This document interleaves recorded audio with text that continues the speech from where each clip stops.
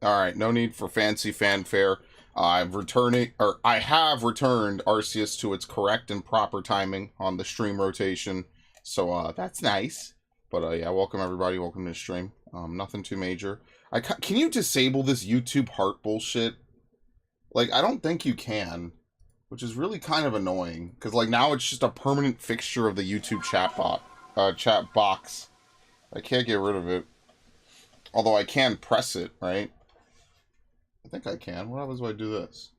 Yeah, there you go. I think it's because it shows everybody's. So I can kind of edit and tweak with it and things like that. Alright. Everything reloaded, which is nice. Alright. That's right. It was Avalug. I am not going to do that. Let's do this. We need to look for Heracross anyway. And then we'll rinse, repeat. And I'm going to record later today anyway. So, yeah. I think that'll be fine. I am a little bit tired, so it is what it is. I'd rather get this done, and then I could chill for a bit, and then I could go back and do some other stuff. I'm not, like, in a super big rush or anything, but, you know. Sometimes it's nice to have a little bit of flexibility.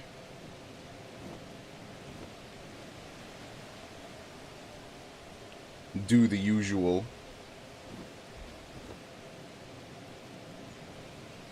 Alright, what are we up to again? Wormadam, Mothim. Oh no, we already did Mothim. Yeah, so Wormadam, Goodra.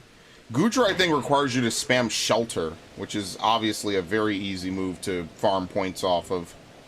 I'm surprised that we're halfway through the decks and we're still spamming some of the most basic moves to completion. But you know what? Whatever works, works, right? There you go. That's shaking. Your agile style, I believe. And the next thing I gotta do is I have to take a screenshot. Oh great. I have to take a screenshot of every single Bronzor ore patch. I had it open, but when you close the browser, it doesn't save it, so oh well. It's not the worst thing in the world.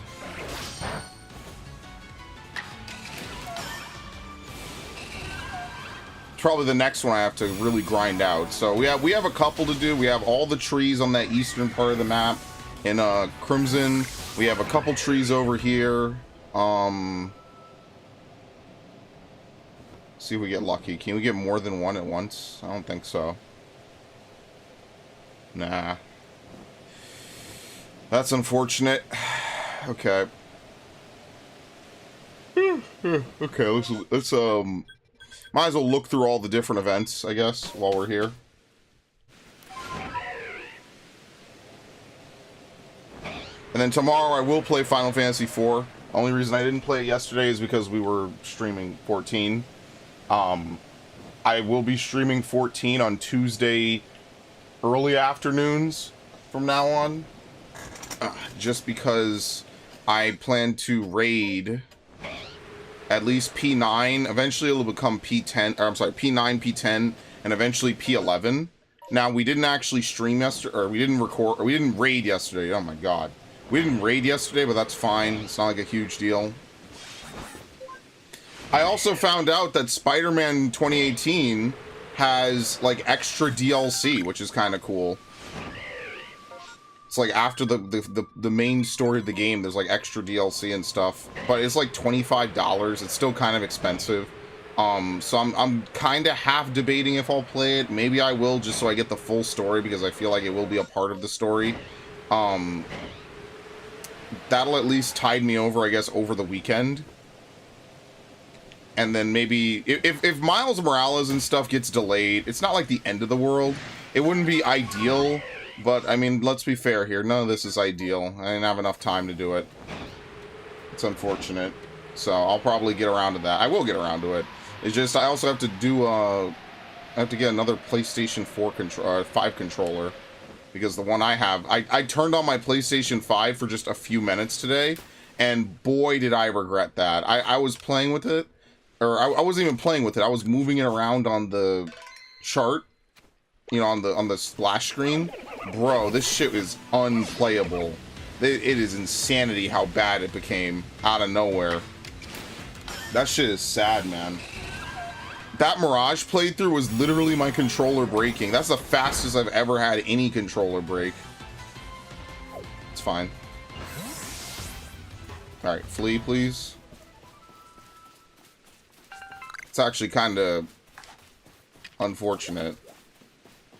Not the biggest fan of that. That's it? There were exactly 8 in this. Okay. Sure. See, I have to buy a new PS5 controller. They got me. What can I say? That's stunky. What was this? I think I flew over. I didn't even see. Oh, that's not good. It was something. I don't know. In fact, let's go down this way. I mean, I had to buy a new Switch controller, but at least that was after, what, 5 years of playing on it, right? Like, half the console's lifespan, a little bit more than. So, like, that I felt... I was a little annoyed, but I was like, whatever. I mean, 5 years on a single controller ain't that bad. You know, usually 360 controllers last 2 years. But, I mean, like, I barely even used this controller, or, well, you know, my PS5 controller. I did maybe 5 playthroughs on it. You know how many playthroughs I used to do per 360 controller? Plus all those hours of Call of Duty afterwards? It's insane. And then, you know, so when it broke, I was like, yeah, I pretty much used this all weekend. Every weekend. Plus, and then as I got older, right, I started to play during the weekdays. Just because I was like, listen, I'm like 17. I could be responsible enough to play video games during the weekdays and still do my homework. As bullshit as some of the assignments were, I could still multitask.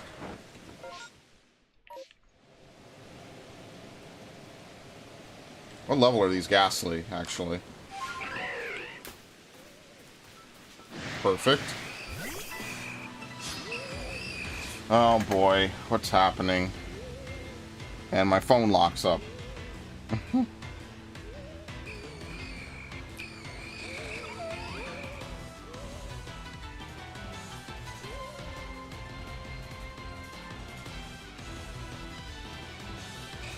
Okay.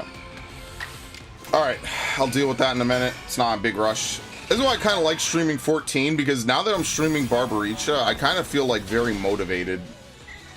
Like I said, I was going to do catch-up in 6.5, so this is not like a big surprise to me at all, but, you know, I said I was going to do it. I'm happy that I'm actually doing it. You know, it's kind of fun. It's different. I get to mix it up a little bit.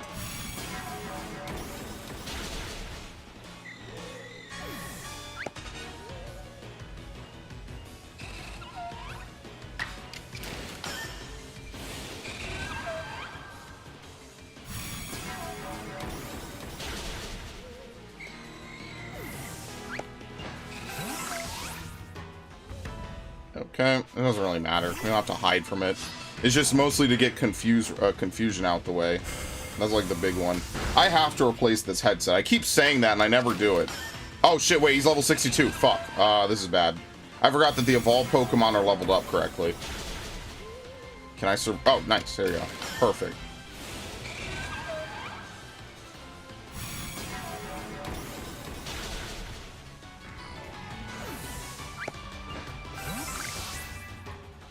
Alright.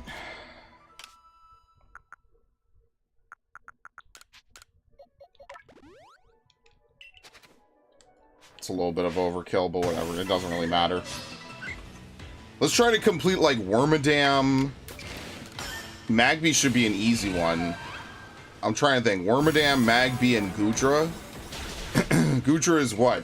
Strong Style Dragon Pulse? See, because we're getting somewhere with this, right? Yeah, what is it? Yeah, strong. It's 70 strong styles. I guess up to some point, what we could do is we could swap in Steelix and just run around with Steelix. Let's see. Torterra is another Pokemon I've used forever. Grottle is another easy one we could do. We could just go fight like some low levels, like some Hippopotases and some other stuff. What else? Remoraid is another easy one. We just I've never evolved a Remoraid at all. Yeah, so Remoraid is another one I should be prepping to do. What was I saying again? Not Goodra. Was it Magby? Flame Wheel. Yeah, we just spam Flame Wheel and then we evolve a bunch. Okay. Yeah, so maybe Magby next might be good. We could just find some grass type. We could just fight Carnivines. Okay, so we're done. Now let's use Bug Buzz. We're done with Confusion. Oh, well, I guess it's not worth using Bug Buzz against these guys, right? That kind of doesn't make any sense. Plus, we still have a lot of usages of any Agile style move to go. Why they gave Wormadam 70 Agile styles is beyond me, but that's what they chose to do. I don't know why. So now we need to find, like, Psychic types.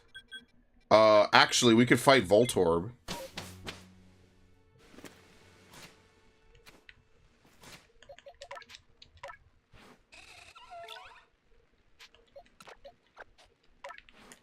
Okay. We can fight Voltorb. That'll be an easy one, hopefully. I actually don't know what level it spawns at. Oops. What level are you? It's 60. Let's see if we can defeat it.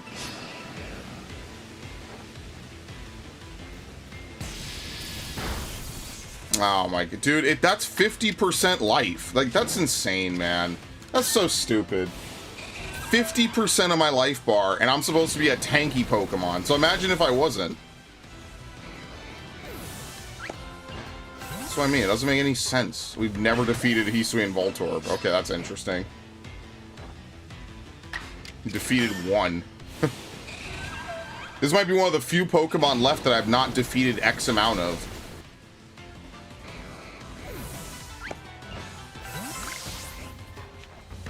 Alright, so it's not a speed tie, but it's close, basically. See, actually what I should use here is I should use ground type Wormadam. If I were to have like 2 different kinds of Wormadam, I could effectively fight multiple types, because I would just have an immunity to Thunderbolt.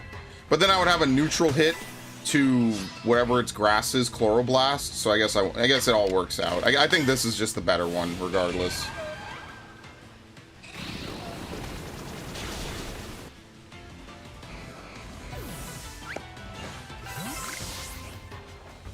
Nah, I'm not gonna get the first move. Oh boy. Oh, come on. Will I resist this? Yeah. But do I move faster? Oh wait, no, that's right. It doesn't matter. It's turn order. It's Final Fantasy X. Alright, good.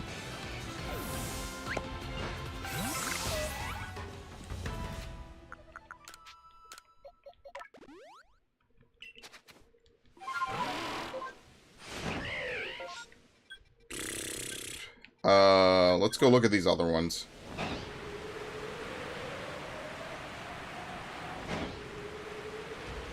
Again, I'm thinking I'm just gonna postpone shiny hunting just for a little bit. Oh yeah.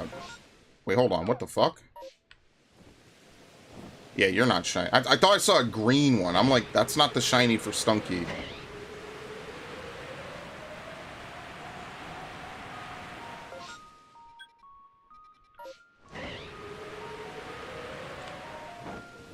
Okay, Elekid.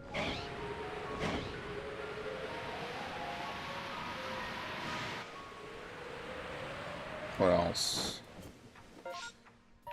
I think this is the only one I haven't checked. This and the Goodra Mountain.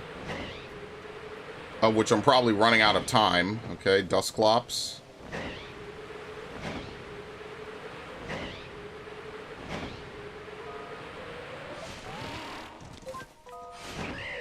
And it's gonna clear up. Fantastic. Yeah, we just have to fight Carnivines a whole bunch. I mean, that's pretty much the way to go. Alright, so nothing spawned. Oh wait, I didn't check this. Oops.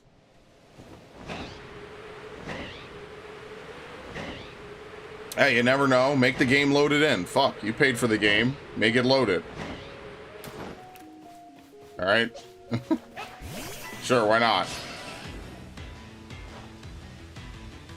While you're in combat, the timer does not go down. Oh shit, it's down here. While you're in combat, the timer does not go down, so you can effectively take as much time as you want. Very nice. So let's see if we get a blue Ponyta. Hello, Ash. Welcome. I started learning Rubicante last night. That's good. I'll maybe consider starting this weekend. I have to see, because I don't think I'm going to be racing to beat P12. You know, maybe I'm talking with one of my friends. Maybe, you know, once I'm really confident, he'll let us go, or, you know, he'll invite me. We'll get a group together or something, because he raids with like top 99th percentile people. So, I mean, like, I just kind of want the mount. I don't even know, what does 12 even drop now that the chest coffer drops from P11? I actually have no idea. That could be interesting. It's got an ad phase, which is kind of rare. But yeah, him and I were talking today, and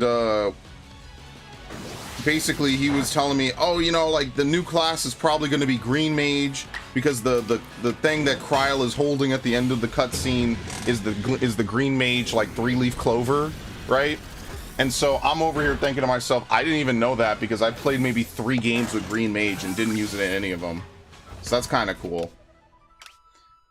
So that could be interesting. I mean, personally, I'm one of the holdouts for Geomancer, just because they've been talking about it for literally forever, and I would like it to at least show up in the game, especially since, you know, this is very much a game where they're putting in like a lot of the OG classes and stuff, and I'd like to see more of them be put in, obviously. But what is Geomancer? I mean, you have to play like Final Fantasy 3, and it might be in 5. Basically, they use natural energy to fight and stuff. I'm not gonna lie to you, it's a pretty shit class. I never use it in Final Fantasy 3, ever. Oh, fuck, I didn't strong style it, whoops. I never use it in Final Fantasy 3, I'll be honest with you. I used it for 5 minutes, and I was like, wow, this is awful. I'm never using this again. And then I proceeded to never use it again, because it's a terrible class. But, I mean, they keep talking about it. There are Geomancers in lore. So, like, in theory, it could exist, and it could become playable. Green Mage also is apparently used by Y'shtola in, like, Final Fantasy Brave Exvius or something. So, who knows? Again, my money is on Green Mage and Pictomancer. Just because that t-shirt that Yoshi P wore had all the Teenage Mutant Ninja Turtles. But remember that all those t-shirts he wears, it's not like literally a one-to-one. So like last time when he was revealing Samurai, he wore like a Spider-Man shirt. And so obviously people are like, well, the director of Spider-Man is Sam Raimi, you know, whose name sounds like Samurai. Stuff like that. I forget what he did for Shadowbringers, I'll be honest with you. I don't remember. He might have just come out. Was that the one where he just came out dressed up as a Gunbreaker? I genuinely don't remember what the Shadowbringers reveal was. But yeah, that's what he'll do. He'll dress up, he'll put on like weird shirts. So like, obviously you could look into it as the Teenage Mutant Ninja Turtles weapon types are going to be the new class's weapons, which is feasible, possibly. Or you could look into it as... I actually like the idea that it's like some kind of painter class though.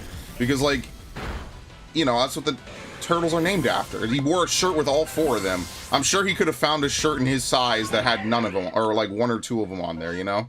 Or he could have just worn a shirt that said TMNT and just called it a day. But him wearing all the turtles has to be for something. Yes, he did dress up as a Reaper for Endwalker. I don't remember if a shirt or some kind of Yoshi P given hint preceded that. I cannot remember. That was multiple years ago. It might have. I just don't remember.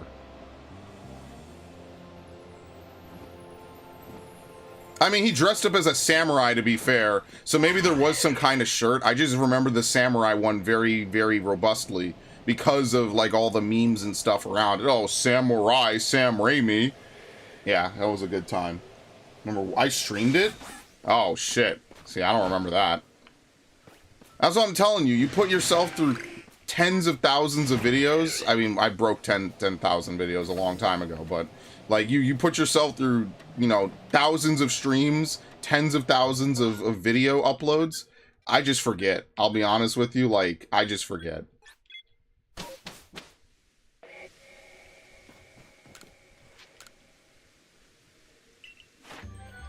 Okay. We are almost 20 for strong styles. We're going to finish up Dragon Pulse in no time at all.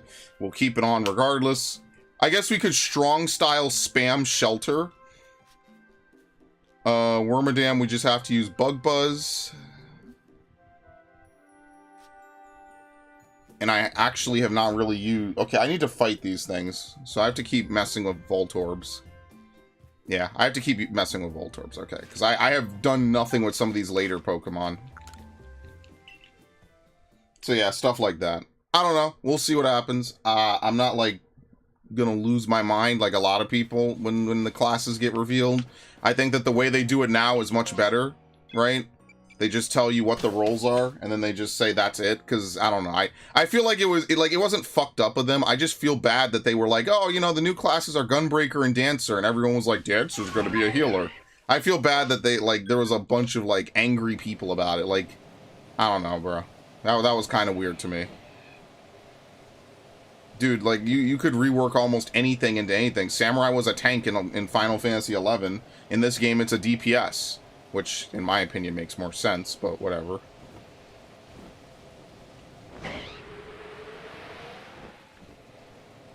I don't know, I think people really headcanon a lot of shit way too hard.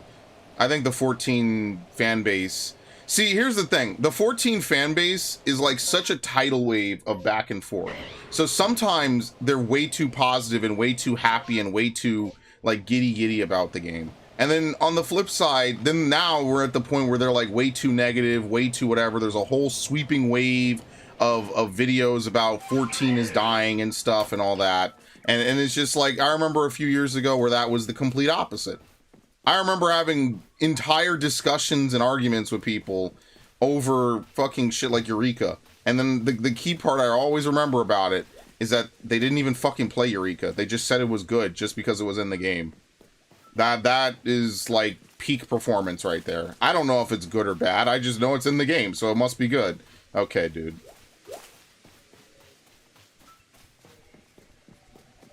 And then when asked if they'll do it, they don't fucking do it. That's the wackiest part about people, I guess. I don't know. I don't know what to say to that. Like, hey, don't you think it's kind of fucked that, like, they make you run around Pagos for, like, 20 hours with no mount for no fucking reason? I don't know what we would have done without the fucking Regalia mount. Seriously. I think that really saved Eureka, in my opinion. Having the Regalia mount literally made Eureka tolerable, because you could just party up with 2 people who have Regalias, and they can port the whole party, basically.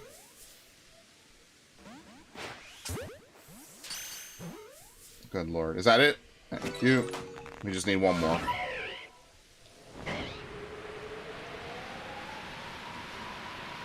I just think it's a very, very, very vocal minority that doesn't understand that every video game has a boom-bust cycle.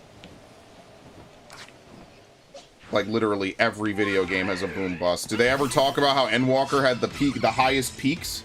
Not really, no. I've seen maybe one post talk about that. They're like, the average retention is higher, even though the drop is slightly bigger because we have more people to bleed. And then when Dawn Trail comes out, they're gonna rev up the advertisement engine, and we'll be right back to where we were. And then I don't know if we'll always keep progressing to higher and higher amounts of people who are subbed, just because, you know, there's always a chance that, like, something in the market could shift. Like, maybe MMOs, maybe World of Warcraft, Dragonflight's 3rd year or 2nd year will be really fucking good. Or maybe there'll be, like, a new one that comes out that people want to really play, you know? Like, you never know what will happen. Like, it might not even be Square Enix's fault. It could be something entirely out of their control. Maybe, like, not Counter-Strike. Maybe, like, Fortnite 2 will come out, and then people would just rather play Fortnite than play an MMO. Because you could just play Fortnite for free. So who knows? Like, sometimes shit could just be out of your league. Just like all those survival horror games that were trying to be traditional survival horror games long after Resident Evil had moved on to the 4 formula, which is way more action-based. Like, there's not really much you can do about that. It's just some trends just come up and some trends go away, but generally 14 has trended towards positive, or not profitability, has trended towards positive growth. So, Am I worried? Yeah, just about as worried as I was when people said WoW was gonna die after fucking Cataclysm and Mists of Pandaria and Battle for Azeroth. You get where I'm going with this? This is like every expansion for every long-running game. It's like it's going to die, and then it doesn't. It's just like Call of Duty. Every year, Call of Duty, just people say it's dead, it's gonna fucking die, whatever. No, people will buy it because that's just Call of Duty. Now, admittedly, MMOs don't have as much of a cushion as being able to be 2K and Call of Duty, but every year it's supposed to die, and then every year it doesn't, and then we just reset the fucking two-year clock, and then we do it again. And then we do it again. And then we do it again. And then we do it again. So that's why I'm not concerned at all. And even if it were, I still got a good amount of my money's worth out of it. I mean, let's not pretend like literal years of my content have not been dedicated to playing 14. And years of my life, let alone anything else, right? No trees were shaken this time. That makes me very sad. I don't really watch live letters anymore, though. I'll be honest with you. Like, that's just my personal take. It's not that they're boring, even when Translator Lady is there. I just don't watch them anymore. That's just me. Maybe I'll do it, but whatever. I don't regret playing. Yeah, I don't have any regrets. I don't have any scathing hatred for stuff. I got even when I was doing Bajja, I was like, dude, Bajja is light years better than Eureka. Maybe not for like the open world map design of, what was it? Not Zadnor, of Anemos and Hydatos. Hydatos is just a big fucking field. I love Hydatos. It's so easy to get around. But like, I don't regret it. I don't hate it. But here's the thing that keeps me completely sleeping safe at night. It makes up such a huge portion of... Wait, there's 3 of these things? Wait, for real? Oh shit, I didn't even know. It makes up such a huge portion of Square Enix's budget sheet, they literally cannot afford to lose Final Fantasy 16. So, I think we're... not 16, sorry. Final Fantasy, 14. Oh my god. This is going to be great when I fall off and I haven't saved. Now, last I checked, it was like 30% of their revenue. I could be wrong about that. It might have changed. I don't have that on me, but I do know it is a huge chunk of their revenue to be able to produce Final Fantasy 14. And so, to me, it's not going anywhere. They have no reason to make it go anywhere. If anything, they should just let CBU 3 do their fucking thing. All right, so I'm not stressed about that at all. That's why. In the same way that there's no way that Blizzard is going to let WoW die. There's no way. They will always find a way to have a new expansion. And I think on some level, a lot of these MMO players know, or these MMO companies know, they can't reboot their games. They can't just say, well, we're just going to delete everyone's progress and we'll start over. Yeah, how well did that go for Division and Destiny? Like, Destiny 2, they just stuck with it hardcore. But I think they even re-added in a lot of the older stuff, right? Like, Division never recovered from that, period. And that's sad because I actually liked the Division a lot. I thought the Division was really well done when it worked in New York. I think that having the continuous dark zones go up and down Manhattan was kind of cool. I think that having a lot of those things were interesting. I think that they should have done more of that instead of soft rebooting it and deleting... Well, they didn't delete your progress. They just made it a dead game. And that's it.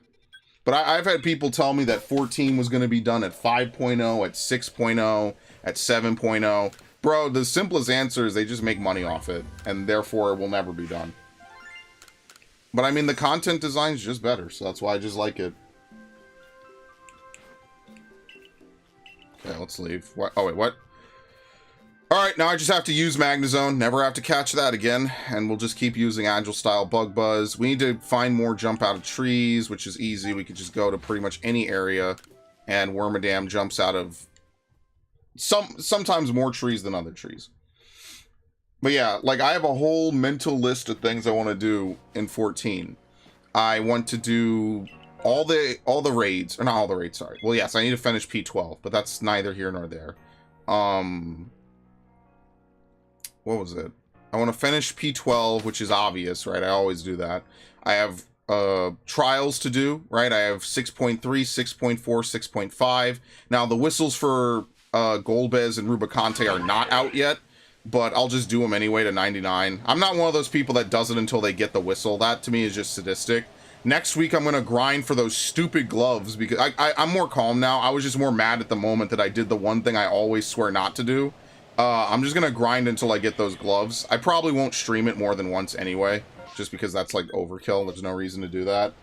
I need to do Island Sanctuary. I need to do the Fate grinding, right? Which is the perfect time. I even told, I was telling my friend, I was like, you know, now is the perfect time for me to do Uwu. Like, once we finish P12, it's the perfect time to finish up Uwu, because I got to Suppression, and I just want to clear it, right? I'd like to clear it twice, right? And then probably never again. Everything, oh wait, do we need to catch this? Bronzor.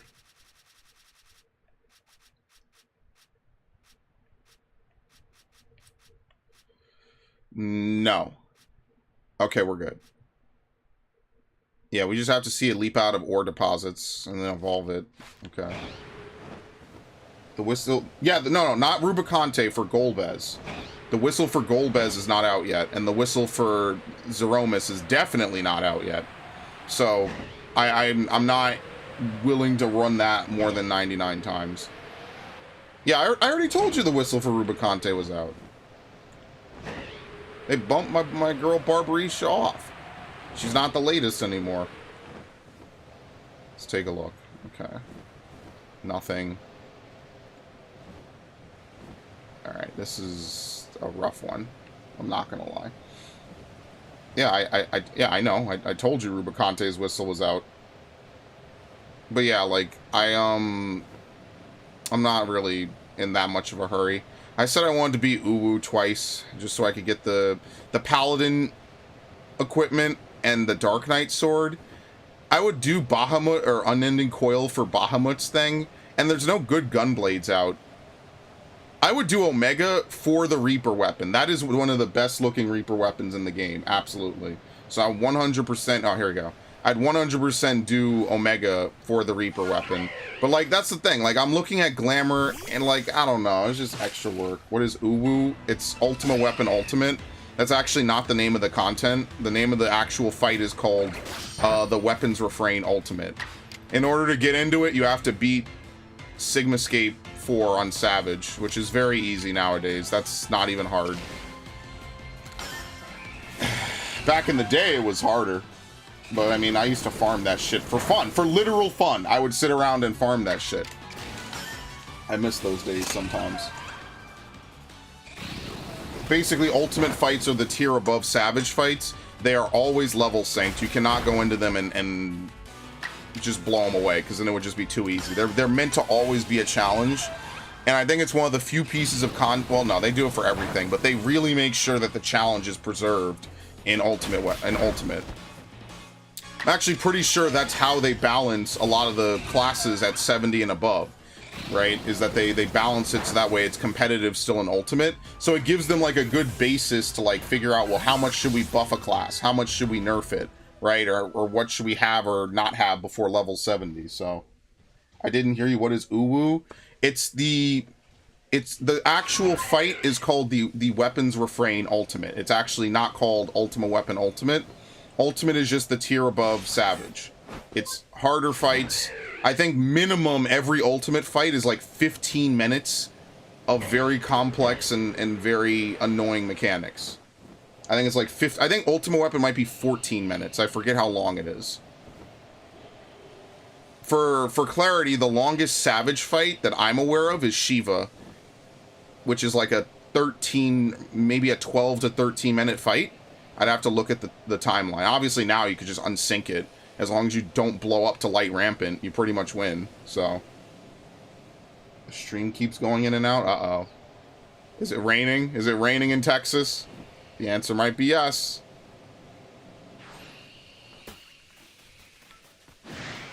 Alright, we can just fight these, right? You're weak to... Bug doesn't resist bug.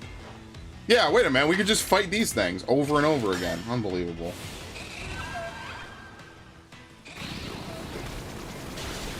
But yeah, I want to clear it just because it's something that Miria cleared, and it's something that my OG static never cleared. And it's just time for me to clear it. You know, it's been multiple expansions. I know we have a long wait for, what is it, for Endwalker, or for Dawn Trail, which is perfect because it gives me all the time in the world to play catch-up, which is exactly what I need to do. I need to play catch-up with a lot of these extraneous things I've never done. It gives me time to go back and do, not Barbaricha, more of the things I've never farmed. It gives me time to get all those glamours I wanted to farm, which is not a lot outside of, like, you know, a couple of the new contents. You really, at this point, you do it for the title. When you clear an ultimate fight, well, okay. Well, it's not me. Okay, good. Because I checked my frames. I'm not dropping anything. But yeah, when you clear an ultimate fight, you get a title and you get a totem. The totem you can use to get any ultimate weapon. At the time that they're out, they're best in slot. But now they're mostly just glamour. You can't dye them, but they have unique glows, and that's like pretty much the main point. Will I stream the Uwu clear? Maybe. I don't know. Maybe. I'll at least record it. I do have, what is it? The static I'm in currently, we were doing Uwu many years ago. It might have been 2 years ago before Endwalker. We got like almost to the end of the fight on our best pull, and then after that the new tier came out, and we didn't I think the healer left for real life stuff, and then another person in our static left, so we just kind of, all that progress just kind of went away. But I mean, like, I would like to do it. Like, it wouldn't be terrible, it wouldn't be too difficult. It's just something that I'd have to do, and I'm just, I don't want to have to sign up for a second stat. You know what I mean? Like, I don't want to pug it with people necessarily, because everyone plays differently. Like, when you play in a static, you automatically work together better with people. And also, you get to know how they play. So, like, for example, my co-tank, Avery, I understand what she does. She knows how I mostly play. So you kind of get that good feeling. It must be even more intense for the healers, because everyone heals differently. So, yeah, I'll maybe do it. I'll see. But that's not, I already told him that's not happening until the spring. Because in the spring, I'll have free time. There's not a lot of games coming out and stuff. So, yeah, in the spring, we'll get around to that. Until then, probably just going to chill. Not going to take it too, not going to go too crazy with it. Oh, I didn't, apparently I didn't open the bags. Or maybe none spawned. What the fuck? Okay. Yeah, maybe I'll do that in the spring. Yeah, nothing spawned. That's interesting.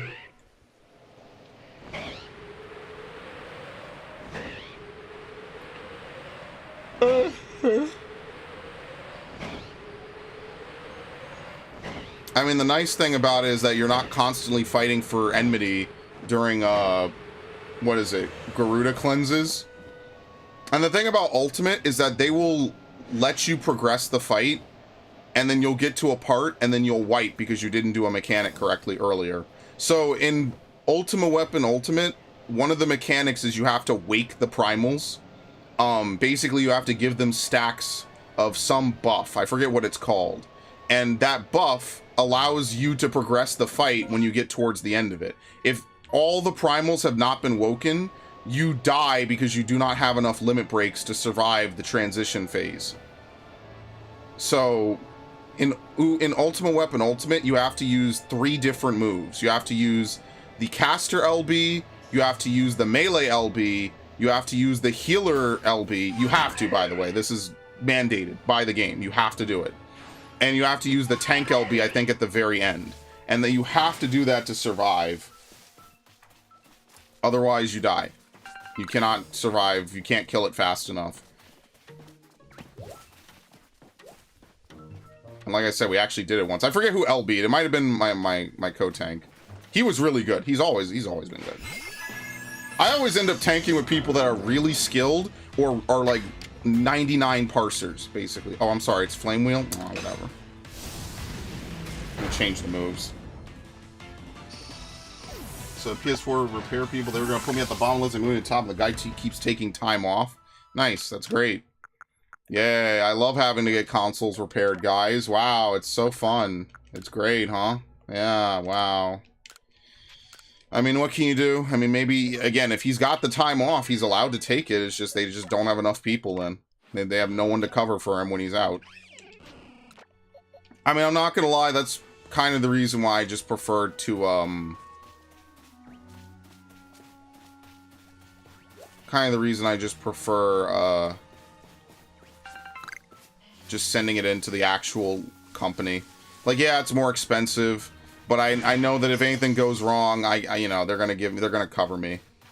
To be fair, I almost never have to do it, right? I never have to send in things to, like, Nintendo or anything else. I had to send in my Switch, and that was an extraordinary event, just purely based on the fact that the Switch was so fucked up. But yeah, I wasn't, you know. I borrowed my friend's Switch. Now I have a spare Switch, if anything happens, right? With portable consoles, sometimes, unfortunately, you just kind of have to have a spare. Not really much you could do about it. That's just the nature of the beast. Because at this point, you could have just bought a new PS4. Those things are cheap. You could have just gone to GameStop, paid, what, $150? And just bought a basic PS4, you know? For how long it took this dude to come out and repair this shit. Like, come on. Like, that's even what I said. I was like, dude, I could just buy a fucking Switch. Like, seriously. But what was cool is that because I got basically they have like some really intricate like movement technology wherever they sent my Switch to be repaired, right? One of their contractors. They moved like everything. They moved like the entire like route of my Switch to this one, which is nice because I was able to keep all my playtime. So the only games that my playtime is messed up for is like Xenoblade 1, right? Xenoblade 1 is like really low on the playtime chart somewhere. I forget where. Yeah, Xenoblade 1, which was obviously a very long playthrough, is really low down here because I only played, what, 6 hours of it? Not even, right? Remember when I was doing the playthrough, and I was like, wow, what the hell's wrong with my Switch? So technically my Switch thinks I have way less playtime on Xenoblade Chronicles 1 than I actually do. Yeah, it hasn't even started, so you know, who knows? Like, again, yeah, it is what it is. There was another game that I played that got screwed over. I don't remember what. I know it was Three Hopes, yeah. So Three Hopes should be higher because I was playing Three Hopes and then like I had to stop. Remember that? So like Three Hopes technically will probably not surpass Animal Crossing without further time spent, which is unfortunate. But yeah, I haven't played a lot of games on my Switch.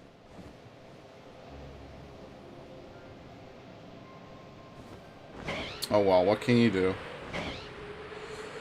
That's why you gotta have multiple consoles now. You have to buy 500 controllers, right? Oh, okay, it's an alpha.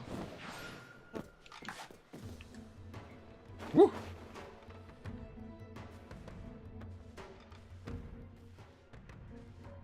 No, lock on. I mean, it's only level 9. Or 19. Sure, whatever.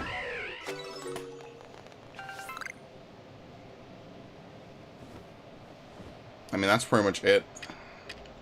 Okay. Yeah, that's just the annoying part. That's why consoles today are just not reliable. No. But then you buy games, and the games suck too. And the games are just as much as a controller. So, I guess I'm definitely not buying Avatar now because I have to buy a new PS5 controller. Fuck's sake, man. Would you believe that shit? I'm actually kind of salty. Spent a lot of good money on that, and now I have to go buy a new fucking controller. Like, okay, gee, that's great. Scyther, what can we use on Scyther? I guess we could just use Gudra. Literally, I can't even navigate the PlayStation XMB without it flying all over the place because it constantly thinks it's pushing up. That's the kind of thing that makes me want to like call him up. I want to be like, bro, I barely use this shit. I played 4 games on this, but you know, I mean, I'm probably not going to get anything out of that.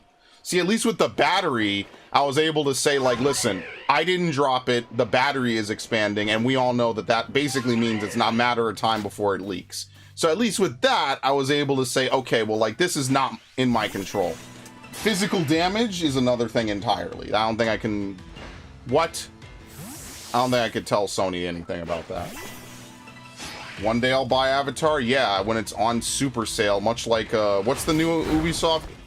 Bro. What's the new Ubisoft game about Star Wars? Outlaws? Yeah, I'll probably buy both of those. I'm gonna be honest with you, I think that Avatar game is gonna be nothing. I will be very surprised if it's actually decent. But again, I don't like Avatar, so I mean, maybe I'm just anti-biased. I just don't care. I think Avatar is awful. I genuinely think it's one of the most boring fucking movie series I think I've ever seen.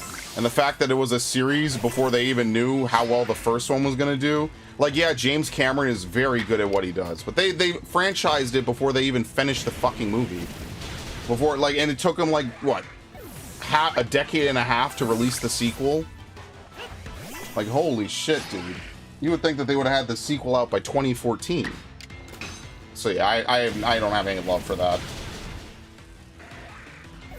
No love lost.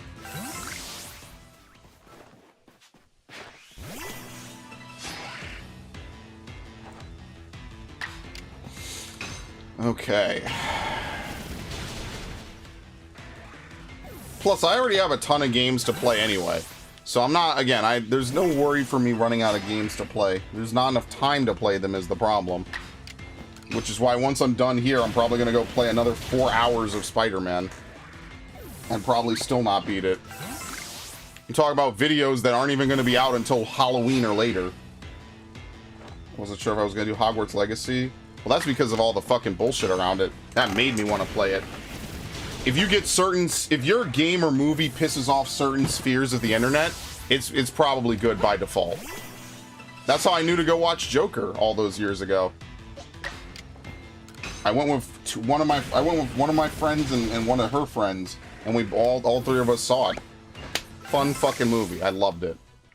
That was one of the best movie-going experiences I ever had. That, and then the time I went to go see Avatar, or not Avatar, sorry. Whoops, wrong Pokemon.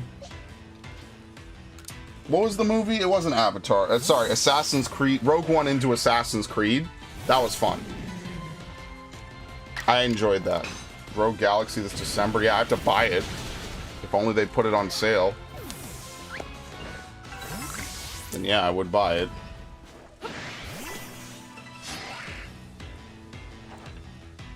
Because let me tell you, I'm staying completely strapped, so ain't really much I can do.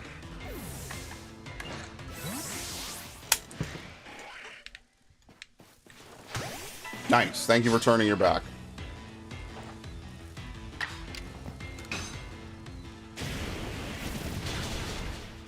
Like I said, December is going to be a lot of games that otherwise I wouldn't have the time to play because nothing's coming out in December. And to my knowledge, nothing is coming out in January and February either, right? So, like, pretty much all the games I want are coming out right now. So, like, that's the problem, is, like, I'm gonna... there's no way I could beat Spider-Man and Miles Morales in 2 days. But to be fair, the videos are going to be staggering out over the next week and a half anyway. So, regardless of if I was going to beat it or not... I'm sorry, we have 2 EVs? I don't think I've ever seen double EV spawns. That's really rare, actually. I've never seen both spawns be EVs from any of these drops. I've seen one, never both. That's actually crazy. That's really rare. I think that's a 1% chance on each spawn. Or maybe it's a 10% chance. It's really low. You don't see that, actually. You know what? Maybe I should catch them both.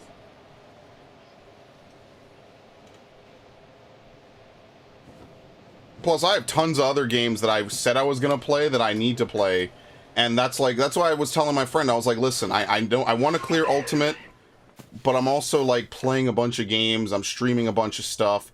And, you know, because of that, I need to figure out, like, what my schedule is going to be like, right? Like, I can't go back to those days where I was doing, like, 10-hour recording sessions, beating God of War games in a single day. Can't do that again. That shit was nuts. Wow! Man, this game sucks. Eevee just gets to flee instantly.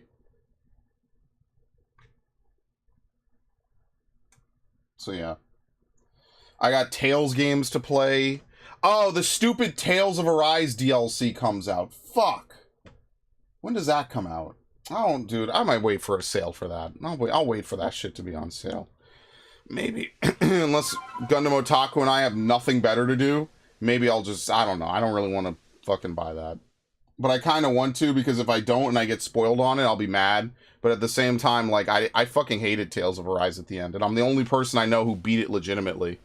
So, like, that's why. I just don't really think it's that great of a game.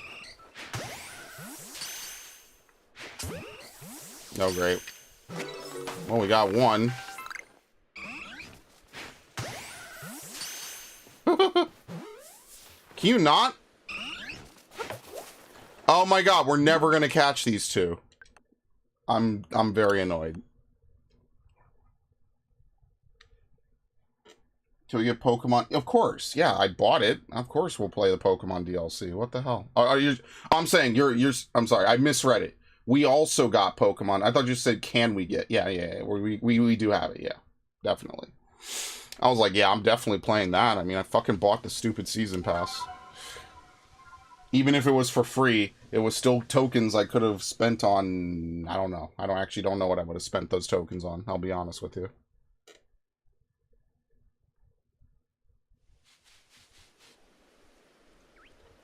What?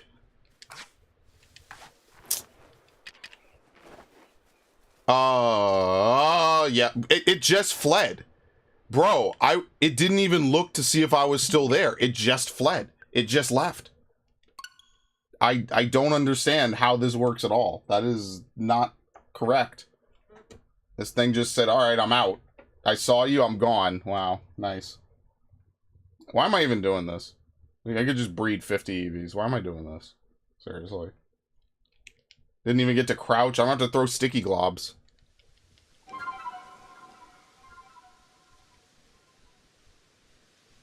But yeah, no, I just look on the Wikipedia page, and the Wikipedia page doesn't really say much, so yeah, that's usually where I'm at. It's just that Avatar game for December, and then like there might be a couple of other things here or there, but it's nothing like I'm really super concerned with. So I'm alright. Play catch up from like 50 years of games, basically.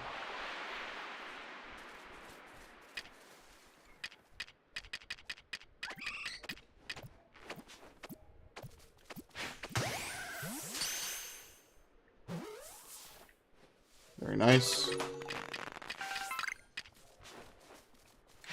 That's right. You have to use these things. It's the only tool that helps you catch Pokemon in this game. Everything else is a scam.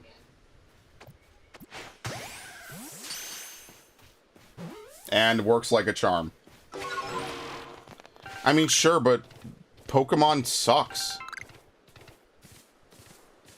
Pokemon is awful. That's like some of the worst games I think I've ever played that were AAA games. So like, sure, I got some Pokemon out of it that I could make memes about, but I could have caught a Spinarak in literally a dozen other games. And I just chose to do it in that game for memes. Like, I could meme in a lot of other games too and not waste time. But here I am, I guess. This is what I get for sticking with my childhood interests instead of just putting a knife in their back and moving on.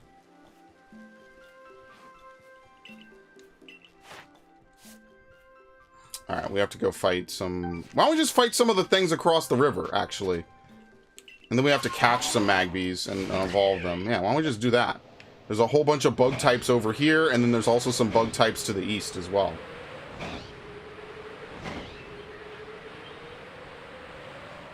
Alpha Starly somewhere.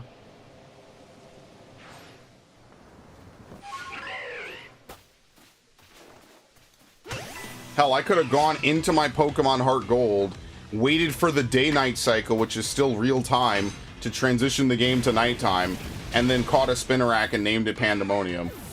I could have I could probably Pokeradar a Spinarak in Brilliant Diamond, actually. Maybe. It might not be a Pokeradar Pokemon.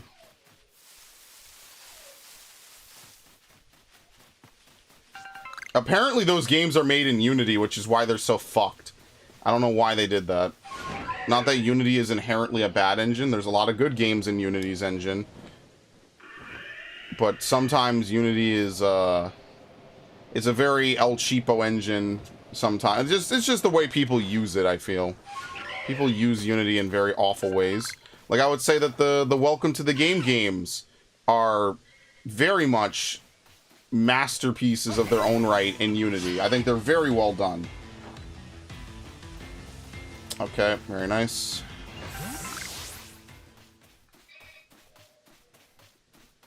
Apparently there's a new game coming out from him that's going to be like a spy room. Like, you need to see things that are changing and stuff. I mean, he understands horror, so that's why I actually like his games. Because his games do not have, like, well, besides Masks of Damnation, or whatever it is, Masks of the Damned, his games are very much, like, real-world-based horror games. I like, Noir teleports, okay? I have to say that. Noir does teleport. But his games are very much meant to be real-world style games. I guess I shouldn't say real-world style games, but, you know, like, they're meant to be more realistic.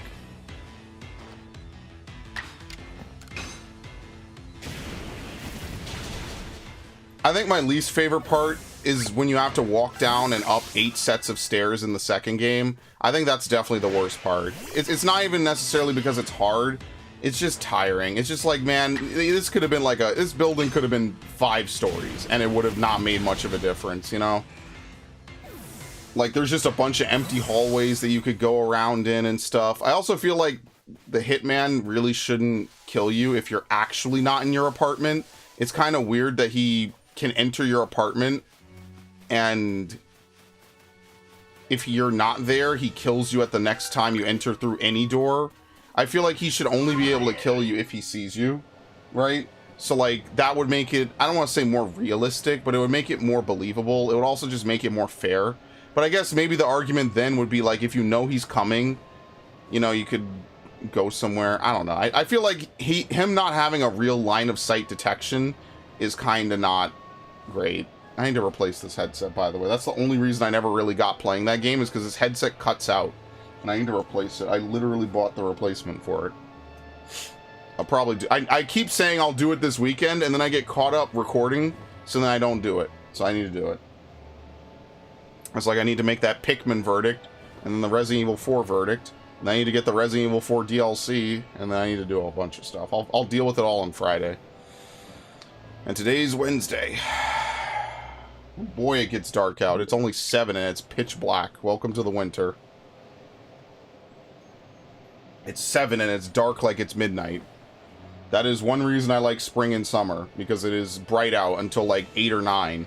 Whereas at nighttime now, or in the fall and winter, it's already dark.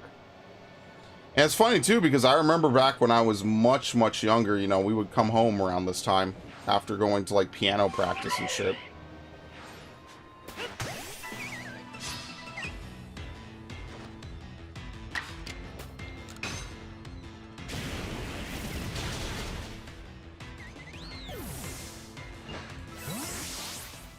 How many times do you have to use Flame Wheel?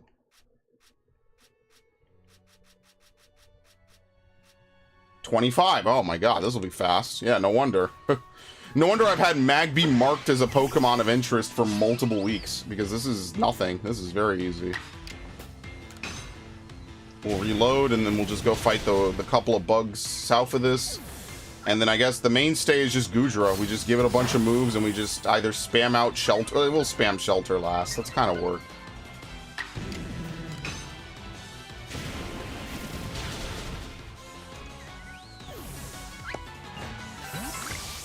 Okay. Yeah, indie horror is a pretty great time, especially when it's done really well. Like, that's why I think that, I don't know, like, you can have scary games, and you don't have to make them jump scares, but by the same virtue, like, I think that can make it better. I just think that the thing about Welcome to the Game that makes it difficult is that your run can last up to 3 hours? I think it's 6 in-game hours. I think it's from 12 to 4 a.m. and the game progresses at double speed. So 1 minute in the real world is 30 seconds in Welcome to the Game. No, I'm sorry, it's the other way around. One minute in Welcome to the Game is 30 seconds in the real world. And because of that, you know, it's not like overly hard, it's not like insane. It's just, you definitely have to learn a lot of stuff, and I was learning a lot of it. I actually got like a decent like 2-hour run, and then I fucked up. I changed Wi-Fi's incorrectly. I went back, I forgot, I didn't keep mental track of the Wi-Fi's I was on, which was kind of funny actually. But yeah, I miss playing games like that and getting really specifically good at it, you know? Because technically it should be easier to beat than Resident Evil, which I did with the knife only way back when. Because like you could fuck up Resident Evil if you just move 1 pixel out of place, if you're without saving. If you mess up, if you mess up the boulders, or if you mess up certain puzzles, you just have to start the game over from the beginning. Like, it's pretty much that. And like, it could be a simple mistake, it could be a very easy or a very difficult part. Like, I think the hardest part of the game for sure is ensuring that you have killed all of the different, I don't know, the roach monsters. So that way you could take the fuel into the back room undisturbed. Because if you fuck that up, you die. You just blow up.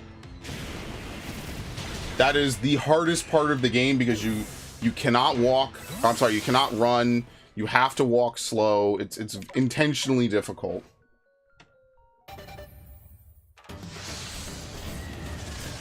Okay, so yeah. I like doing challenge runs like that. You know, I like playing games a lot. Like with Resident Evil, I mean, like, I know it's not like Left 4 Dead. The only thing I wish is you could just start from certain parts of the game. Obviously, that should invalidate achievements that require you to. But I remember, like, farming out some of the achievements for Resident Evil Remaster is kind of like, alright, I mean, you know, now I have to spend another hour and a half to get back to, what is it, the outhouse? I think the first portion of the game is, like, at minimum 30 minutes, right? 30, maybe 40 minutes, just of running around the mansion to get the 3 keys, and then you have to kill the Crimson Head. Which is also pretty difficult. That is one of the few hard points in the game, I will say. You do have to kill the Crimson Head, and that can be very annoying. You have to kill the Crimson Head. Defeating the Yawn is a little bit easier. You just make sure it runs through the thing where it can't turn around, and then you just run around and stab it in the tail. And obviously on very easy, that it doesn't take very long to kill them, to my remembrance. But yeah, I mean, like, certain things like that. Like, I like horror games like that. I think it's always fun. It's interesting to see the things you could do. Like Dead Space on hardcore and stuff like that. Like, I miss having challenge runs in games like that. It was just fun. It was something cool to, like, challenge yourself. And I don't know, nowadays, I just don't have that same feeling. Hello, Yorman Fen, welcome. Nowadays, I just don't have that same feeling from a lot of games, either because I'm too busy to really capitalize on it, or just, it's, you know, it's just a different era. And, you know, there's nothing wrong with that. I mean, like, that was a good, what, 6 years of my life. I would play and achievement hunt and do all kinds of stuff like that. Oh, we have to go catch Magpies. I have no other ones. Okay. Alright, let's go catch some Magpies. But yeah, back in the day, I was really into that. And I wanted to do, like, S ranks of the Resident Evil remakes and stuff. That was something I did want to do as well, and I might do someday. Is he live? I wish you all the time in this year. Thank you. I hope you had a wonderful day. I hope your day is going fantastic. Or your day, your evening, tomorrow, the next day.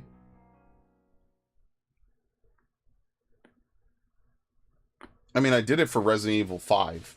That was another game I really... Like I said, I really played Resident Evil 5 hardcore. That was one of the few Resident Evil games, like, I really applied myself to. And that's the thing, like, I was gonna start by writing guides and stuff, you know? And, like, guides for myself. Again, at this point, I was already doing stuff on YouTube. So I was kind of like, you know, I don't need to write guides if I'm making playthroughs. Like, a playthrough of that caliber is by definition a guide. Let me say it like that. Not every playthrough is a good guide. It depends how loose you want to use the word guide. But when I did that Resident Evil knife only run, which is probably the best stream I think I've ever done, even if it was kind of the most scuffed because it was my first stream. Oh, nice. That was definitely the highest skill thing I think I put on this channel. Because I never uploaded that duel versus Menenias. So because I never did that, that is standalone. That is the hardest thing I've ever done on this channel. And that's why I was really sad. We didn't have OBS until like 2016. I didn't have OBS until 2016. If I had OBS, man, that shit would be popping. That would be so good.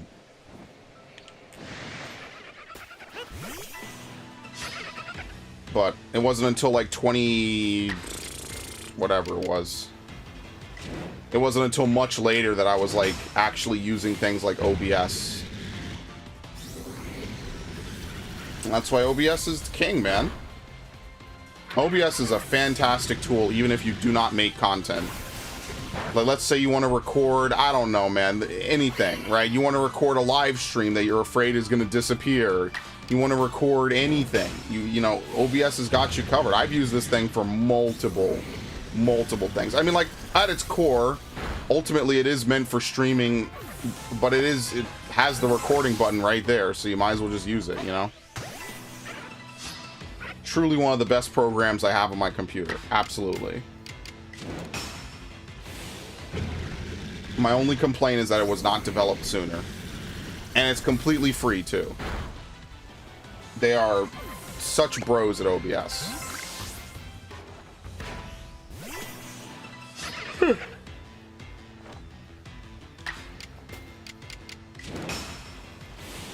I remember I used to use Audacity.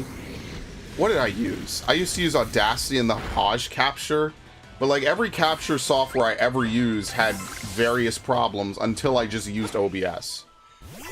Whether it was Fraps, whether it was Hauppauge, whether it was the Dazzle, every single one had some kind of weird caveat to it.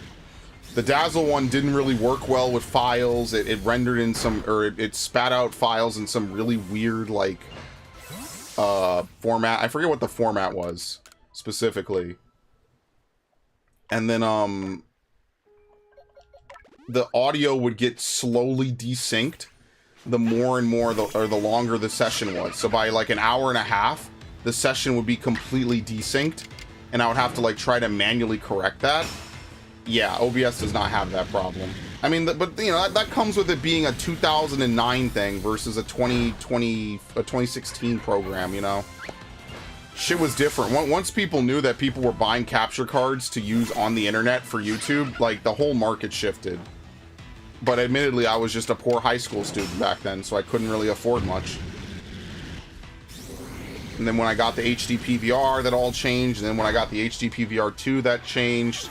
And then like a year or two later, I got the thing in the back of my first gaming computer, and that was it. And I just used Elgato since. And to be fair, this version of Elgato, I have literally no problems with. Very rarely I have to reboot the video. It's much less than the previous version. And plus, this computer is just a little more stable anyway. That other computer, as time went on, like, it would be very weird to try to make it reboot. I never was able to figure out what made it so fucked up. And that's why when I take this case down to Micro Center to put all kinds of new shit in it, I'm just going to ask them, like, hey, look, I know this is an old case, but, like, is there anything you could put in it? It's a really nice case. I mean, hell, maybe I'll just be able to rebuild it with, like, some old parts and just use it as, like, a smaller computer. Just a secondary computer I could just use. And honestly, at this point, some of those parts are going to be so inexpensive, who cares, right? Think about it. I'll put a fucking... What did I have in this? I had a 1080. Now imagine if I put in like a 20 or a 30 now. Like, who cares? Like, that's nothing. That's probably dirt cheap. How much? No, wrong thing. Whoops. We need to catch Magbees. That's why we came here. So for Gudra... Alright, we're done with Dragon Pulse. We just have to keep strong styling. That's really what's going to take us forever.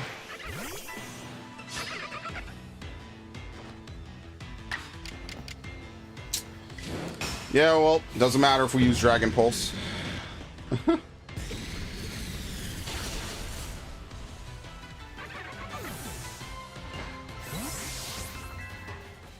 Alright. I'm assuming the rest of them ran into the ocean or went somewhere, which is fine. Let's go grab these boxes, and then we will go catch 2 Magbies. I believe that they're pretty high levels, so it shouldn't take long to level them up to evolve them.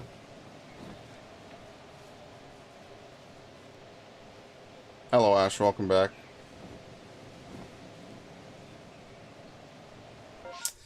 And then I do have to play Pokemon Scarlet. I don't know. I just feel like playing this game more than Scarlet. I'll be honest. But, like, I should play it at least to beat it.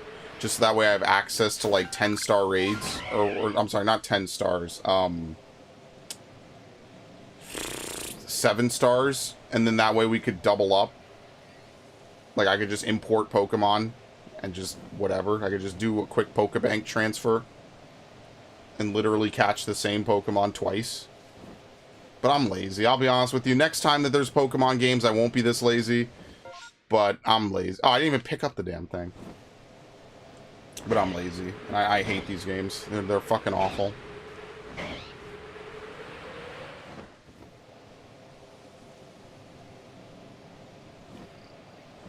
But yeah, I gotta see what I'm gonna do about this PS3 situation.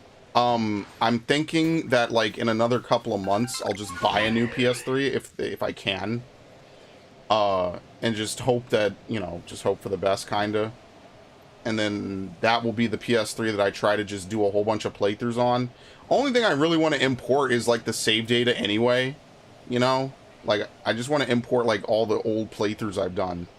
You know? Just in case, like, I ever want to do, like, a New Game Plus or something. So, like, for example, Tales of Exilia 2, right? If I ever want to do the alternate side playthrough of Tales of Exilia 1, that's another one. Because I said one day, like, yeah, I'll play this again. I'll do the Jude playthrough, and I never did. And I would like to do that, because I think it would be interesting. It would be different, right? And it would be cool to, like, play, at this point, a decade-old Tales game. But hey, listen, they weren't sure if they were going to localize it, and then they made a ton of money, and they were like, yes, the Americans love our games. Keep sending them. And then, yeah, the rest is history. Again, in the 2010s, when every Japanese developer was being weird about every game, the only one that wasn't was Nintendo. That's because Nintendo was making so much money hand over fist from the Wii. It was like a no-brainer. It's like, why wouldn't we keep localizing games? We literally print free money.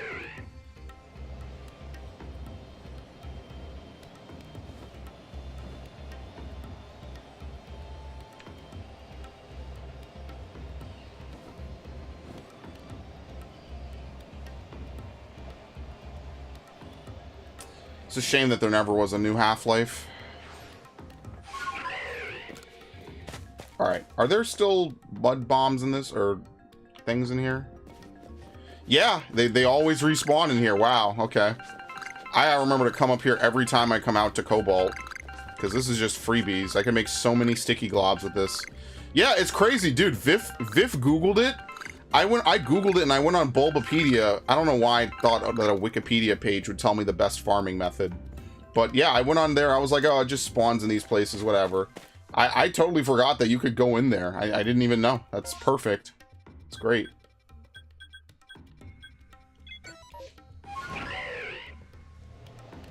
Yeah, it's a wall here, if you can believe it. But yeah, if I set up a couple things, I might be able to play like Pokemon Silver and, you know, Pokemon Crystal and all those other games. So that could be kind of fun. Hey, I'll say this, I like the DS versions. The fact that they ported them to the DS was great. It was a stroke of pure genius. It was amazing to play Gen 1 and Gen 2 on the 3DS, you know? Probably were some of the best-selling games that year for the 3DS. 2018, I believe. And they made trading work. They made it compatible with Bank. Shit was great. But I really do think in 2019 there was just a shift and they were just like, hey, why are we selling all this when we could just sell Switches? And I feel kind of bad because I think that there was definitely a lot more they could have done with the 3DS.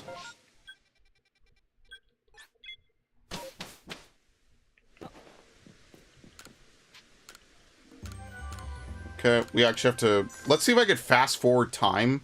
This is not an alpha Pokemon, so I should be able to fast forward and evolve it. Well, first things first, let me take it out.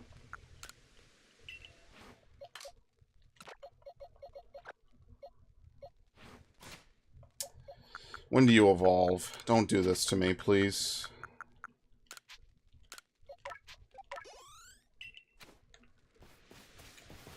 Let's go back. Oh no, we have to sleep first?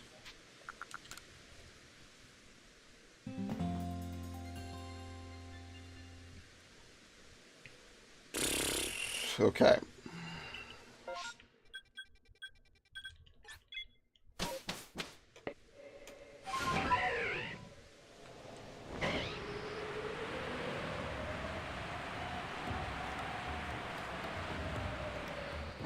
Wait, it doesn't respawn? Alright, fuck it, just leave the area. It doesn't it's fine. We'll just get it later. Let's go fight some Carnivines. Wow, that's gonna be great. Whoops.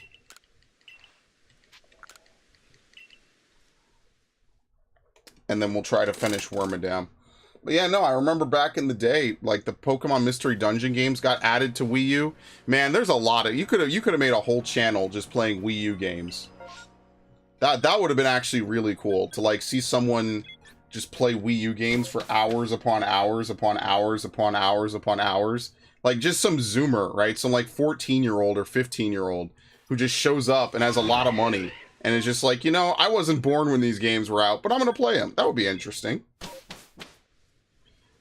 Just like how I'd like to watch people play Pikmin 2. I would love for people to try to do Pikmin 2 full completions because, I mean, let's be fair here. The true ending of Pikmin 2 is to play and beat the game. All treasures. That's kind of the whole point of the game, is to collect 100% of the treasures. Now, obviously... wait, does Louis have to be the last treasure collected? I don't think so. I'm pretty sure that Louis can end up not being the last treasure collected, which is weird. Now, obviously, if you want my humble opinion, he should be. Because that's like the big plot twist and culmination. I don't even think the Titan Dweevil should spawn. Oh my god, you can just do this infinitely. That's so good. I don't even think the Titan Dweevil should spawn unless you have all 196 other treasures. I think that every single other treasure should be collected first. And honestly, I think that... I mean, again, this is nothing. It doesn't matter, right? But just for the plot of the game, right? See, but that's the thing. They want to make it so that way the Titan Dweevil is killable even if you have, like, no Pikmin, right? But the problem with that boss fight, and the reason why Pikmin 3's or Pikmin 4's boss fight is way better, is that you're not just relying on one type to deal all the damage to the boss. Like, there's actually a multi-phase boss fight where you have to accomplish and complete it, you know? See, the problem with Pikmin 4's final boss, without really spoiling anything about it, is that you're limited to having 3 types. So on the floor right before the end, they're like, oh, by the way, here's a couple flowers for you to beat this boss with. Sell dust. It's a Pavlovian response. Well, you might want to untrain yourself, my friend, because we will not be doing that ever again.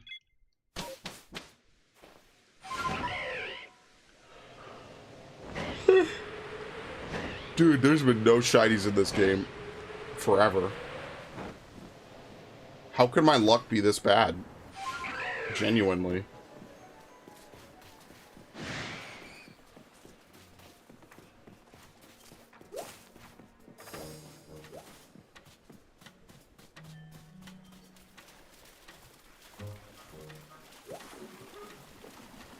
You will never out-stubborn me.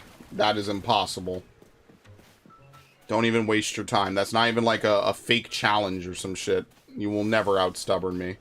You have no idea the things I've done out of spite or for no reason in video games. I mean, what are you watching right now? Everyone else beat this game and forgot it existed. I'm literally going to be the last Arceus streamer in the world. Okay, anyway, let's leave.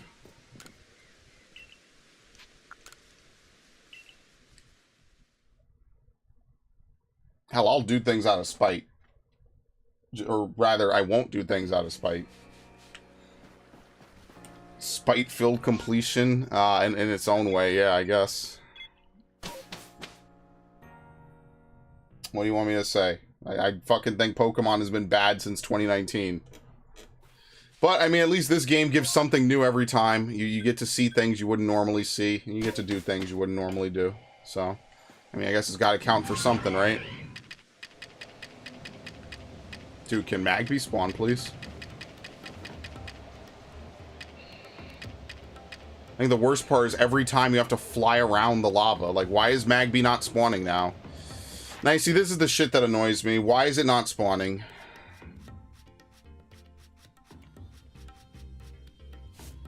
This is the only place in the game it's found. This is such bullshit. I could have literally imported one faster than this. I fucking hate this. Like, think about that. You know how many times I've come down here and Magby spawns and now it does not spawn? When I actually just need one more?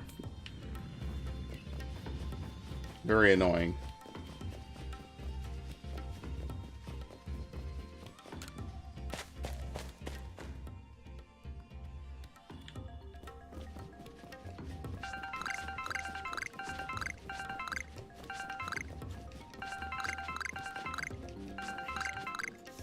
I mean, hell, look at all the games I played back in the day that I would do 100% runs on. I wouldn't say it's stubbornness if you enjoy it, but, like, you know, there's a lot of games I played. And, like, some of them I liked, some of them were just, you know, things like that. I have 150 balls of mud. Holy shit. Well, I think that's taken care of.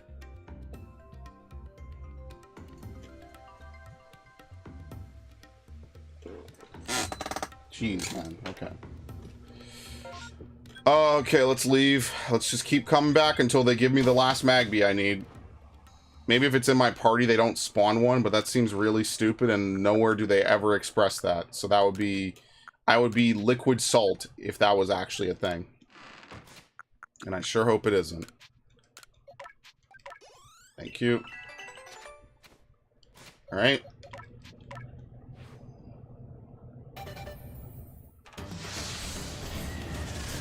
At some point, we have to use Hisui and Voltorb, and that'll take us into Hisui and Electrode.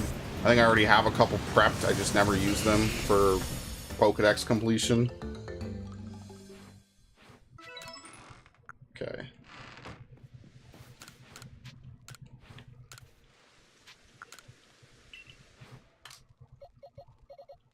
Okay, put that sucker back.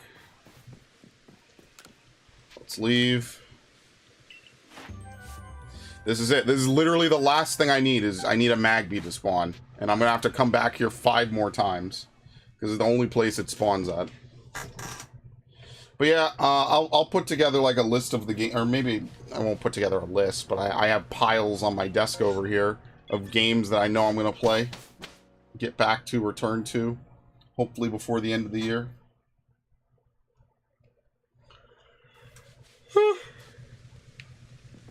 Alright. We also haven't seen the sisters in a while.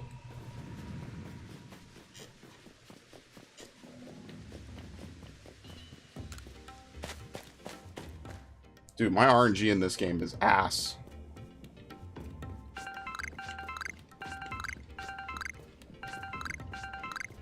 By the way, Viv, thank you for telling me that these all spawn in here. This makes getting sticky globs way better.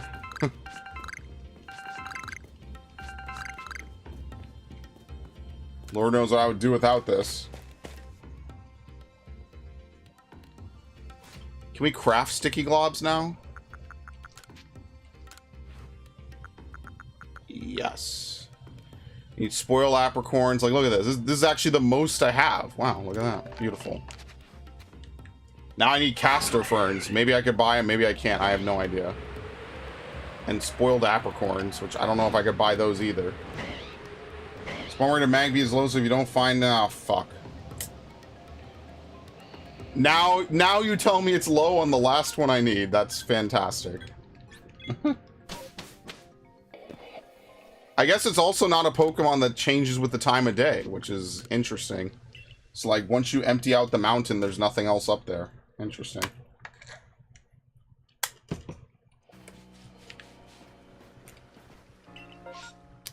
Tangela, who cares?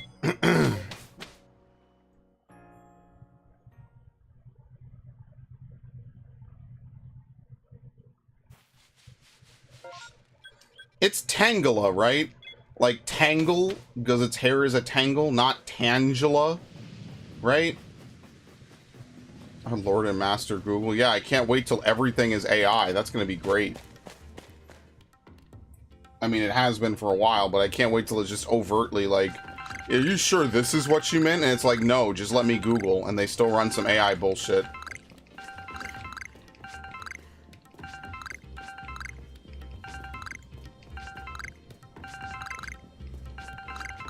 There you go. I'm going to be set on this for life. Beautiful. You'll love to see it. It's very good they put that in there. Even though Jubilife dudes... Here we go. Here's a Magby. Even though Jubilife dudes could just sell fucking balls of mud and make literal millions off of me.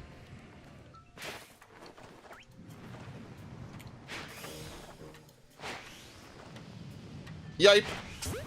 Okay, he doesn't see me. Alright, we got it. He's a lower level. Oh, fuck, whatever. Let's use a large. And there we go. Beautiful, done. Hey, look, that was super easy. Yeah, it's Tangela. Okay. That'll be Star Trek. Oh, God. Just don't have any AI. How about that? Like, instead of all these companies rushing for AI, why don't they, like, you know, not make their shit worse and raise prices at the same time? Like, Netflix gets a boost of subscribers because they do away with the whole password sharing shit. And so the first thing that they do now is they raise their fucking rates. Like, okay, I will never have a Netflix account. I already didn't, and I will never have one now. That is insane. There's nothing on there I'd want to watch anyway. Imagine paying for Netflix. It's insanity. It's like you pay to be ripped off. Overquill? What the hell am I going to use now? I guess we could evolve this into Kadabra, but it'd be low level.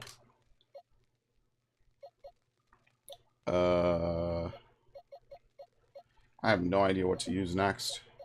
I'll be honest with you. What Pokemon was close? I don't even remember.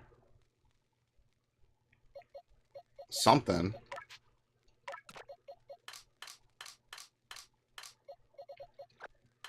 Yeah, when was the last time I found a shiny on this game? September. I haven't found a single shiny this whole month.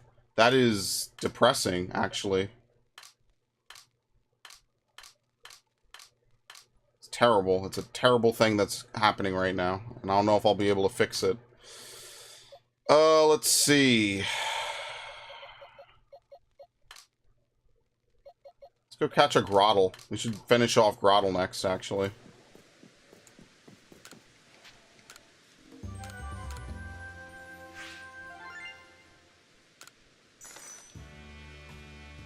That's why I don't have any of these subscription services, because there's nothing I want to watch in them anyway. And then, like, if nothing else, I just kind of want to watch anime. Like, I'll be honest with you. And even then, I want to watch, like, very specific anime. Obviously, Crunchyroll is nice, but, you know, fuck that, I guess. That's what I mean. I've been marathoning One Piece pretty much exclusively, but I haven't really watched it in, like, 2 weeks. I kind of, once I completed Enies Lobby, I was kind of like, all right, I think I need a little bit of a break now. You know what I mean? Like, I need to chill for a bit. At that point, I'd watched pretty much from Skype. I pretty much watched the whole thing in one shot, like, over the last, like, month and a half. Like, from, I want to say, like, mid-July to, like, late September. I pretty much, ooh, that's way too high. I pretty much watched it non-stop, so I needed a break. Just being honest. Again, there's nothing wrong with it, but when you're watching like 10, maybe 20 episodes in a day, That's a lot of time in the day that's just going away to One Piece. And that's why I was telling my friend, I was like, dude, this is... Watching One Piece in even a reasonable time frame is a lot. It's a huge amount of stuff. And like, I don't know, I just got a little bit, I don't want to say bored. I don't even want to say burnt out. I just think that now that once you're done with Ennis Lobby, it just doesn't look like a 2000s era anime anymore. Now it just looks like every other anime on the planet. I think that's my least favorite part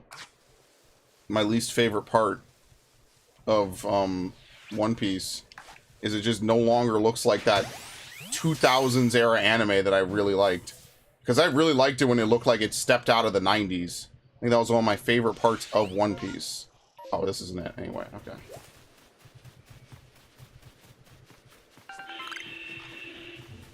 What the fuck? Are you an alpha?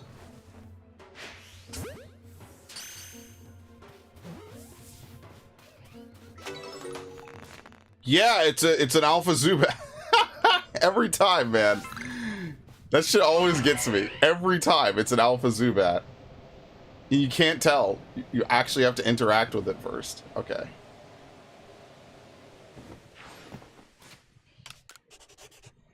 But yeah, no, I've been enjoying myself. I watch Toonami every week, which is kind of nice. You know, it's nice to get that 2000s era spirit back a little bit. You know what I mean?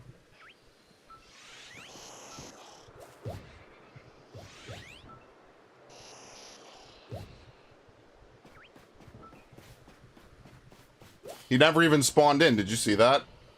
It literally never spawned in. It was invisible. It noticed me before it spawned in, and then it left. I wonder if it can spawn in shiny, but never have the model actually appear in game, and then it just leaves. I was supposed to watch Star Trek ages ago with somebody, but then they turned out to be completely psycho. So, shocker, I did not watch it. It's unfortunate, too. But, like, I don't know. I don't want to watch any of the modern stuff. Star Trek has had just as bad of a run of fucking shit as Star Wars. So, I don't know. Enjoying anything in the modern era is just a recipe for disappointment. I mean, if you didn't learn that from Game of Thrones, you didn't learn it from anything.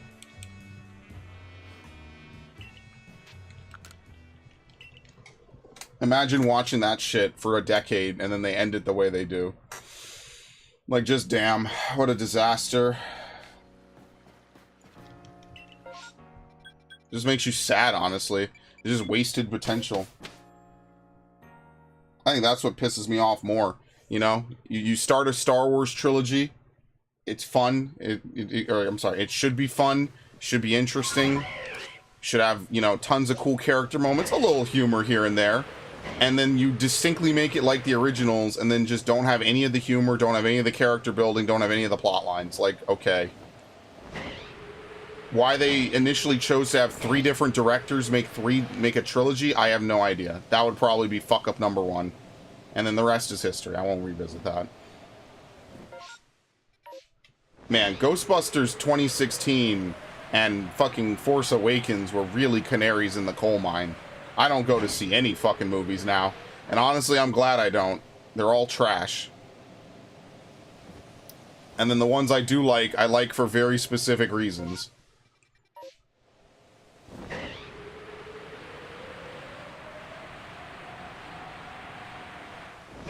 So for example, like, I like the Assassin's Creed movie because I'm really into the lore of Assassin's Creed. If you're not into the lore of Assassin's Creed, there's almost no reason to watch that movie. You are literally better off going on YouTube and typing in Assassin's Creed 1 playthrough, no commentary. And you'll probably have a better experience. Hell, maybe someone's even made a truncated version with none of the combat, and it's just all the cutscenes. You could just watch this very weird sci-fi history, you know, alternate history story play out in real time. You don't even have to watch, like I said, you don't even have to watch like a playthrough like mine. You could just go watch a commentary list playthrough.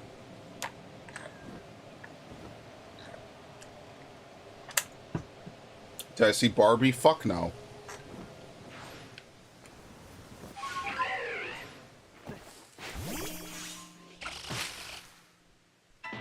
The only movie I might see is Five Nights, but like, what's the point? The friend I was gonna go see it with isn't around here, doesn't live near me anymore.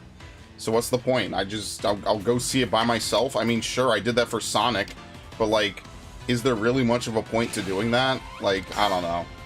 I guess you could argue yes, but also it's just like, I kind of wanted to see it because we went to go see the Super Mario movie, and then we saw, what was it, that anime movie, and I was like, okay, that's fine. I was like, oh, well, in October, we should totally go see this movie. And I was like, and they said, fuck no. But I was able to convince them, and now they're not around anymore. Life sucks. I was gonna have such a fun time with that. I mean, like, it saves me money from having to go out and, you know, pay for tickets for a fucking movie, right? Which is expensive. But at the same time, it would have been a cool experience. It's not out yet. But yeah, that's it. Those are the only movies I wanted to really go see this year at all. Was Barbie, which I ended up not seeing, and I probably won't see FNAF, which is unfortunate. I'll buy the Blu-ray for it, but I won't. I have to start my Blu-ray movie collection.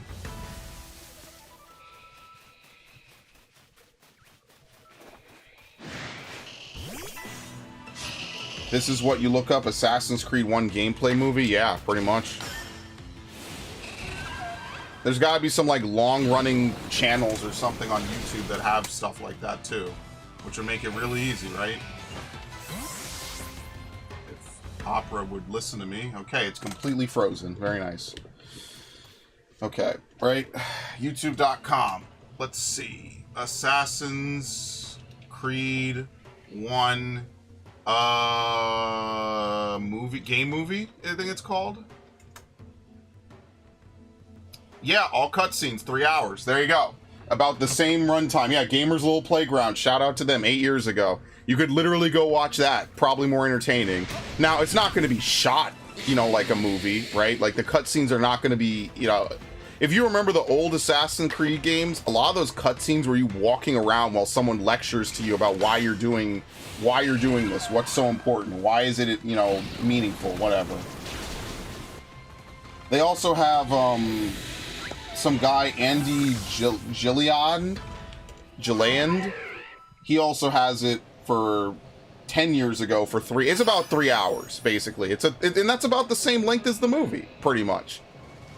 Again, I like the movie. I think it introduces some cool stuff. I think it would have been better served as a video game. Personally. As someone who even tries to keep up with the story. See, if you want to watch all the cutscenes in Mirage, apparently it's 5 hours long, so... Hell, they got it in 4K 60 FPS. Probably massively upscaled on a computer. And they now do in-game lines. Not just... Yeah, so they do the whole story. They just take out the gameplay. So even when you do, like, you're running by someone or something like that, maybe they keep parts of it, right? Yeah, no problem, Yorman Fen. You have a good one. Thank you. Have a wonderful evening. But yeah, what they probably do is, like, if someone says something during a mission, they'll include, like, bits and pieces of the gameplay, but they won't include, like, the whole mission, you know what I mean? Like, they'll have, like, a part of it, right? And then they'll end it on that. You'll be chasing someone down, and they'll be screaming at you, "Oh, you cannot kill me, I am the whatever." I don't even remember the people you kill in Assassin's Creed 1. It's been too long. But yeah, you know what I mean. Yeah, no problem.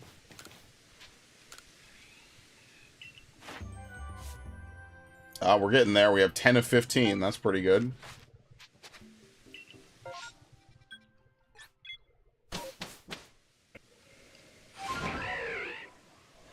But yeah, you could do this for like any video game, basically. You could probably do this. I mean, like, the more gameplay based a game is, the worse it'll be. Because, like, you know what I mean? Like, if your game is a lot of gameplay, right? Like, you could technically do this for like any game. I'm sure if you put in like Metal Gear Solid 4 or something, you could get the same thing, right? Like, or, you know, I mean, obviously, I mean Metal Gear Solid 5, excuse me. But yeah, you could probably get the same thing. Let's see. What? Not that. Oh my god.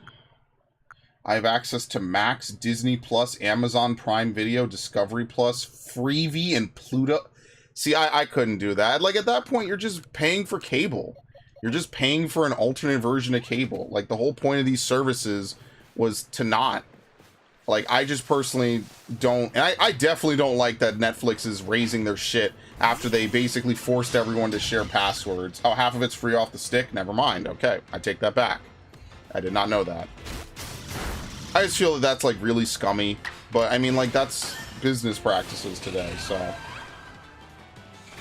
I just don't have any of them. My mom might have Disney Plus, but I don't even have access to it, and I don't even care, because there's nothing on Disney Plus I'd want to watch. Wow, do I really want to watch the fucking Obi-Wan show, where they make Obi-Wan to be a fucking idiot? Wow, and it's the Reva show, really? And who knows if they're ever even going to do anything with her fucking character? Wow, I really love that show, guys. That was a really good usage of my time. Wow, do I want to watch the fucking Halo show on was it HBO? No, Paramount Plus. Do I want to watch the fucking Halo show that has nothing to do with Halo at all? And it's just a bunch of people running around in Halo suits to a plot line that doesn't even make fucking sense? Has nothing to do with it. It's supposed to be the fall of Reach, and it has nothing to do with Reach. They literally title a city Reach City instead of, you know, New Alexandria, which you could find out with 2 seconds of Google searching. Or you could have just played Halo Reach on casual mode and just gotten a full playthrough and basically had your entire storyline mapped out. Like, there's so much shit they could have done that they just didn't. Halo 2 was a game movie versus all cutscenes. Yeah, because again, Halo 2 original doesn't have a lot of cutscenes, I can imagine. That's a 2000s era shooter. It would be like, how could you make a game movie of Half-Life 2? You know, like, that seems difficult to me. Because a lot of Half-Life 2 is intentionally told from first person. There's no cutscenes. You never leave Gordon's head from the moment you take control till the moment the game ends. So, like, because of that, it's really hard to make a gameplay... You know, you have to do, like, fight montages, basically. Because there's a lot of portions of Half-Life 2 that are just you going from A to B, and maybe you help some resistance people along the way. You could just have, like, some montages or something, you know, cut down 20 minutes of gameplay into, like, 2 minutes of just, like, shooting people and cool cuts, or, you know, not cutscene, but cool gameplay or whatever. But Assassin's Creed is very distinct cutscenes. I mean, you know, if you've ever played the game, heavens help you if you have, you don't really need me to tell you this. Assassin's Creed is very much a cutscene game. Very much. Oh, Halo Wars 2. Oh my god. I've been misreading shit all day. Sorry, I saw Halo and 2, and the war just completely disappeared from my mind. Yeah, Halo Wars 2. I've never played that game. Maybe someday I'll get Gundam Otaku and we can play that. And he can tell me all the lore and shit, and I'll be like, oh, that's cool, anyway. Yeah, maybe I should buy the Halo Wars games on Xbox. You know what? That's a really good idea. I should. Like, what's another game that would be, like, an interesting game movie? Like, obviously, stuff like the Telltale games, or the Walking, you know, like, specifically the Walking Dead, and all those other games are too easy to make into game movies, right? Like, they're basically TV shows as they are. Like, Alan Wake could be another good game movie, but there's not a ton. Like, some of the cutscenes are, like, gameplay cutscenes, you know? They go on sale a lot. I want them physically, though. I do know they go on sale a lot. I would like them physically. I also own Gears 1 Ultimate. I'm actually kind of sad that they never made, like, Gears 2 and Gears 3. Or as we call it, the Marcus Phoenix Collection.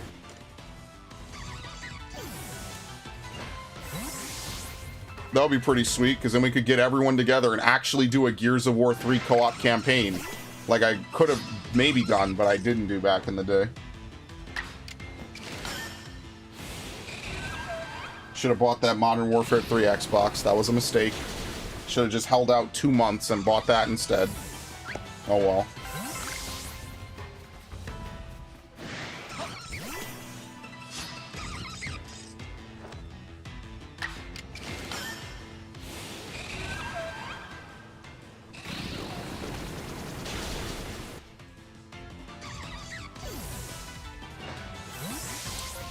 Alright, let's leave.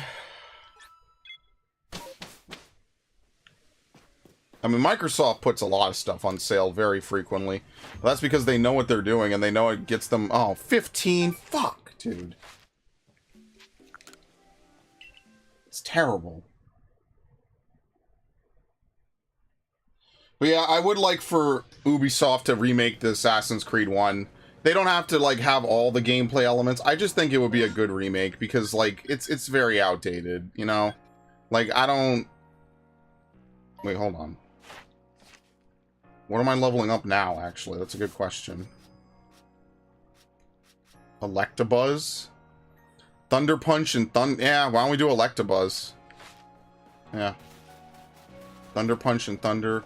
Or we could do Glalie. That's another one. Yeah, let's do Glalie. Is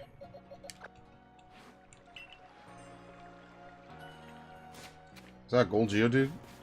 It's a golden Graveler. Oh, look, it's the shiny Alakazam. This was the third shiny I ever got. Look at that. And then a Yanmega. And then another Wormadam, probably the one in the living dex. And then we have a golden Graveler. Look at him. Precious. Deus Ex Mankind Divided, 12 hours and 8 minutes. Jesus, man. It had that many cutscenes. Oh, no, it's a game movie. Yeah, it's a game movie. Never mind. Yeah, no way. That game was way shorter. How long was my playthrough of Deus Ex? It was short. I remember that. I remember being blown away by how short it was. Plus, oh, I didn't play the DLC. I said I was going to play it, and then I was like, yeah, someday. And then someday never happened, I guess. I don't know what's going to happen with Deus Ex now. I kind of wish that IO would work on it, because they make really good Hitman games. But I don't know. I feel like a lot of these FPSs would be better off with Bethesda, but I don't want to overload them, right? I think Bethesda would make a really good Duke Nukem game if they're not afraid of getting shit on social media. But who the fuck knows, right? Imagine releasing a Duke Nukem game in today's climate. People would act like you put collars on every woman in the world and force them into the kitchen. What was I doing again? Deus Ex. I mean, my playthrough of Mankind Divided was actually surprisingly it was 11 minutes shorter than Human Revolution Director's Cut. So for what it's worth, it is the same length. It just doesn't feel like it, you know? That's unfortunate. It really is unfortunate that Mankind Divided is such a short game. It feels like it's unfinished. If, like, you know, like, I don't know. Maybe I just expected more from a game released in, what, 2016? But man, that game needed to be way longer than what it was. Welcome back, Ash. That game needed to be twice as long with another story arc. Yeah, Cuphead would be short. Cuphead doesn't have a lot. Cuphead's a gameplay game. Like, what is my best playthrough, Viv, that you've seen? Right? I don't know if you only watch my streams, but what is the best playthrough that you've seen me make? I want you to look that up. Actually, I wonder how long Fire Emblem is. I guess it depends on what route you pick, right? I wonder what the longest Fire Emblem Three Houses movie is. It definitely cannot be Crimson Flower, because Crimson Flower is way too short. It's what? 3 chapters shorter? Yeah, how long... Okay, how long is Verdant Wind? Let me do this, actually. I'll do it. Dead Space 3? Sure, you can do that one. That is a lifetime ago that I played that. Let's see. Fire Emblem Verdant Wind movie? Let's see. Fire Emblem Three Houses. Full movie plus all cutscenes. Golden Deer main story only. 12 hours and 25 minutes. Wow, and 45 seconds by Yik 17 Studios. And then he also has Golden Deer plus main story plus support ending. 19 hours. So add 7 hours if you plan to do, I guess, all the other stuff. Yeah. Oh shit, and then people have unique dialogue versus Acheron. That's hilarious. Yeah, no one likes him. Nobody fucking likes him. That's great. Yeah, I don't know. I feel like Verdant Wind is definitely the most fulfilling, in my opinion. Now, obviously, I've seen a lot of people say Blue Lions, But something about Verdant Wind's entire finale is just so fucking good. I'm not going to go into it here. Engage is much shorter at 7 hours and 48 minutes. Let's see. Yeah, it's about 19 hours. Okay. How much is Blue Lion? Blue Lion might be longer by having more people. It is not. Verdant Wind is actually the longest, supposedly. Yeah. Okay. What about Silver Snow? It's actually the shortest. 7 hours. I'm sorry, for everything, 12 hours. It's about 12 hours in every route. What was the last one? Crimson Flower? 11 hours and 30 minutes. Yeah, it's short. It's fucking short. Okay, anyway. I mean, everyone will have their different favorite route. I just personally think that Verdant Wind just has the best finale. That's just... Oh, what was this? I have a notification. That could only be something bad. It's not here. Okay, very nice. Yeah, anyway. I don't know. It has to be a game with a lot of dialogue. Metal Gear probably... Metal Gear's too easy. I would accept Phantom Pain, but I wouldn't accept, like, half the other Metal Gear games. That's too easy. That's way too easy to get, like, a high ranking on, because most Metal Gear games are fucking movies, right? Especially MGS4. The majority of that game is a cutscene, pretty much. Like, it's way over the top. Phantom Pain has a much better cutscene to gameplay ratio. That's why I don't really count MGS4. MGS3, MGS2, all the first 4 MGSs are way too movie heavy. Like, and that's what Kojima is known for. And I mean, like, he has his nice narratives. I mean, like, it's fun, it's interesting stuff. But like, that's cheating if you want to ask about a gameplay movie, because like you could just, it's too easy. It's just way too easy. You know, I don't know. Not to shit on the people that do this, right? Like, making a game movie is probably hard because you ideally should have like some amount of really good gameplay. But yeah, you get my point. It would just be way too easy to do that. Okay, what do we need from Glalie? Ice Fang and Crunch. Oh, you know what? Let's go fight those things then, because we have to use Ice Fang. I'm sorry, Glalie weighs how much? What the fuck? How does it float? That's crazy.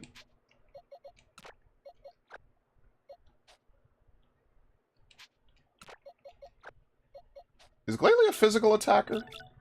Yeah, it is. Okay.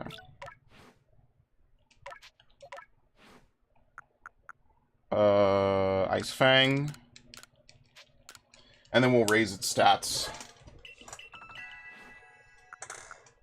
Let's see. Damn, it's been almost 4 years since I beat Verdant Wind. That's kind of crazy, man. Jedi Survivor is almost 7 hours, yeah. I feel like Jedi Survivor is shorter than the first game. No, I guess it isn't. It's one of those weird in-between games. It feels shorter, but it isn't.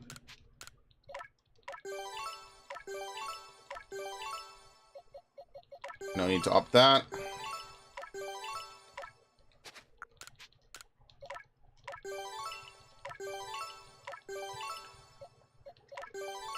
I don't know. What's my favorite game I ever played for the channel? I have no idea. That's what I mean. It's really hard to rank like my best playthroughs, because I feel like so many of them are either I was really on peak performance, they got a lot of views, or it was a game I was really hyped for, or like had a crazy twist I didn't see coming. Like, that's what I mean. It's really hard for me to rank my own video game playthroughs, because like, there's another Eevee, of course. It's very hard to rank my own work, I guess. That's why I really leave it up to you guys. Like, ultimately, it just depends. Because, like, sometimes people will watch a playthrough of mine I made a decade ago that they think is, like, really well done, right? So, like, someone was watching my GTA 4 playthrough, which oh, Ghost of Tsushima was a really good one. Yeah, that was a really good one. You know what? Ghost of Tsushima and Assassin's Creed Odyssey, I think, are really good, both from gameplay, plot twists, and I think my commentary was pretty good on all of them. Yeah, Ash coming in clutch. She knows. She already knows. Everything after Verdant Wind, she's familiar with. Everything before that, I kind of don't remember. Fallout 4. Yeah, but Fallout 4, again, when you have games that have faction choices, you have to remember that some factions might just end up having shorter dialogue or less dialogue than others, right? So, like, if you do...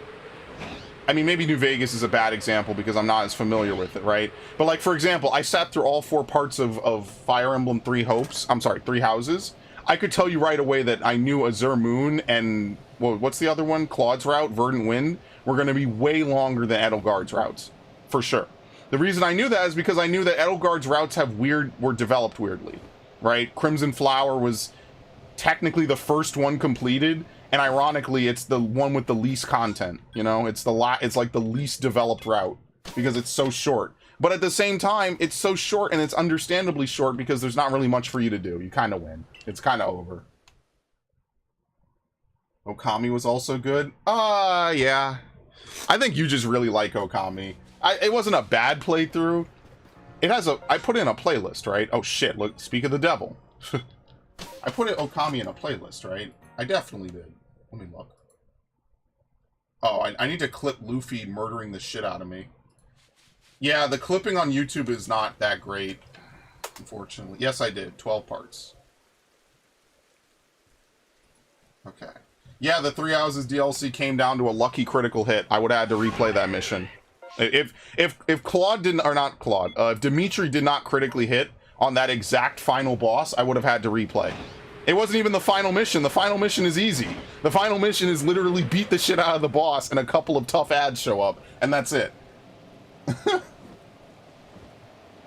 24 hours, 57 minutes, and 54 seconds? That's not a shiny.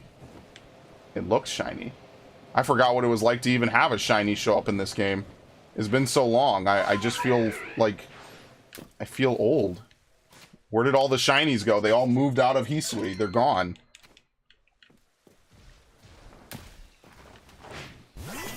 That's it. It's over. I'm never gonna find another shiny in this game. And to some people, they'll say, oh, thank fuck.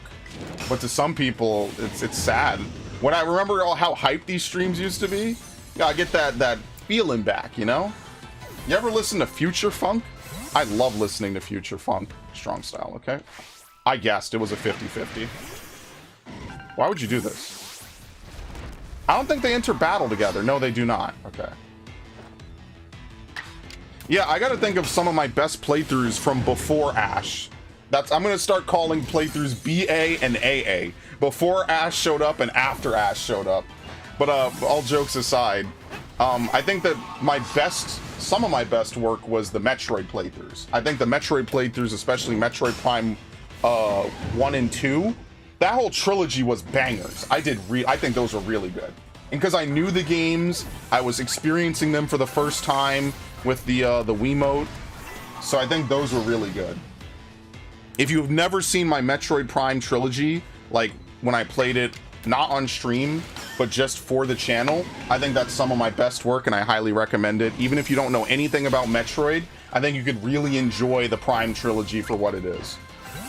Bayo was good, but Bayo is like...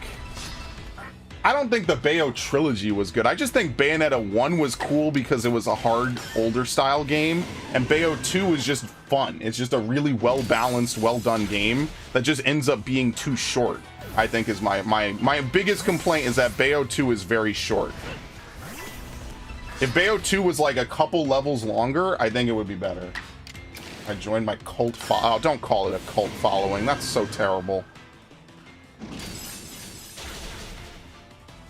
And then, as you see here in this stream, Spray and Pray 1000 is such an asshole. He's brainwashed his viewers into calling it a cult following. Yeah.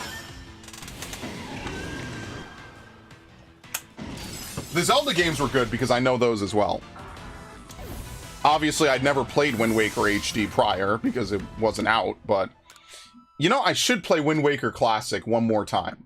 I really actually kind of want to play Wind Waker Classic for the channel. Maybe I should do that.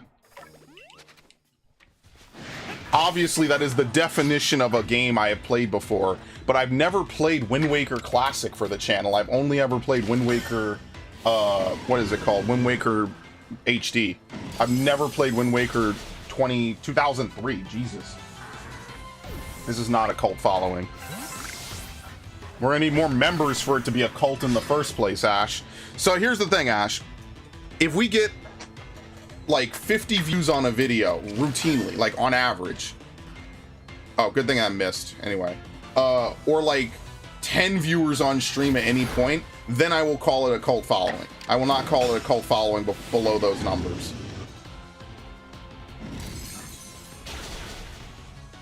Actually, have we dropped subscribers? Let me check. We have not. We are still holding.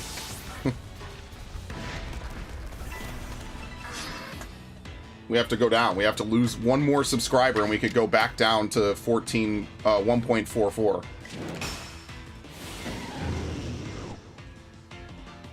I gotta look. That's the thing. I just have to look through all the playthroughs I've done.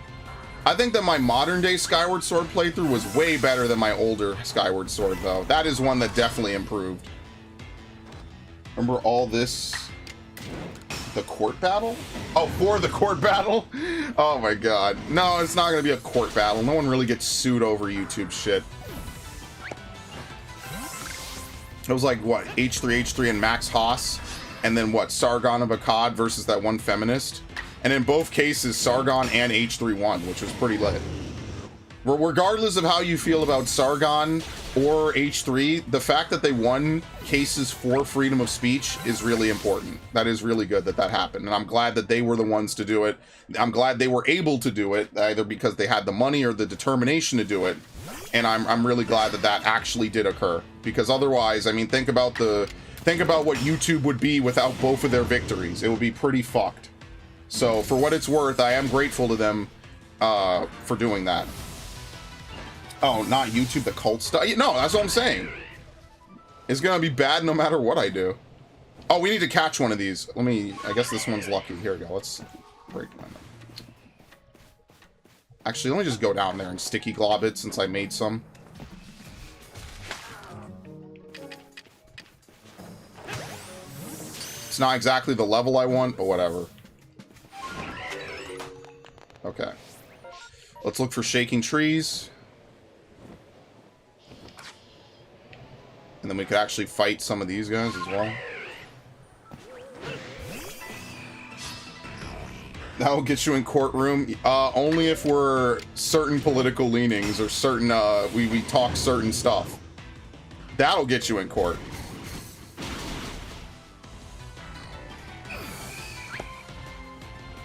Or if not, it'll just get you perma-demonetized, one or the other.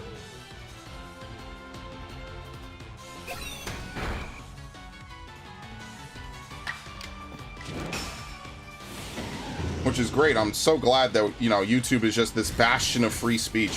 Dude, imagine if the Amazing Atheist was making his, like, really critical videos of certain religions today. YouTube would fucking destroy him. I'm badmouth NYC too much? No, I mean, not even that. Like, it's not, this shit, like, because NYC deserves to be badmouthed. This place is run like a fucking trash heap. It's just, it's my home. Like it or not, it is my home. And the same way that people feel about, you know, their states and their places of birth, I feel that way about NYC. NYC is very important to me. Not just because it's a big tourist spot, not just because there's a lot of people. I fucking hate the people in NYC. I fucking hate them. I hate them. I genuinely hate them. I mean that, sincerely. I fucking hate all of them. But it's still my home. Regardless of how I feel about it, it's still my home. I grew up here, you know, there's parks I used to play in, places I used to go, you know, day camps I used to attend, schools I used to, you know, be a part of. Wouldn't trade any of those memories for the world. It's just now things suck. But yes, it's my state and my city are run by absolute buffoons. I'll die on that hill. I don't care. And they don't give a shit if I say that anyway. So, I mean, then, you know, whatever. Thank you for getting me to go on a fucking NYC rant on a Pokemon stream. He baited me. He baited me. He didn't even mean to. I hate it. I hate that I'm so baited about that. Oh, wait. We could fight these guys, actually. Assuming they don't flee. There's actually a lot of Pokemon you could use ice types against, which is good. This is a cult following, she says. That might be the most blasphemous thing she said all week. You have to have a following for it to be a cult following, Ash. I don't think 5 to 7 regular viewers makes it a cult following. Like, when I think cult followings, I think about all those movies that were, like, box office bombs or did terribly, but, like, a bunch of people, like, liked it afterward. I say like a lot. A bunch of people came around to it and you know, enjoyed it afterwards. I still ask if the water is still on fire. No. I don't know what the water is still on fire refers to. Like, when you think about some of these crazy movies from however many years ago, right? Those are cult followings, right? Like, there's a lot of movies I'm a cult follower of, right? So, like, They Live, American Psycho, right? Blade Runner. Although Blade Runner's pretty mainstream now, back when it wasn't, you know? But, like, all those are considered cult. They had cult followings. They weren't super popular, or when they came out, people thought they were terrible. And then years later, people look back at it and are like, huh, those movies are really fucking cool now. And that's exactly what one of my friends swore up and down was going to happen with Star Wars and the Star Wars sequel trilogy. And I told him at the time, I was like, dude, the reason why a lot of these movies become cult followings is because they have really good writing, just people did not interpret it as such at the time. And now years later, people are like, wow, that was really fucking good. You have to have good writing to begin with. If you don't have it, you might as well forget about it.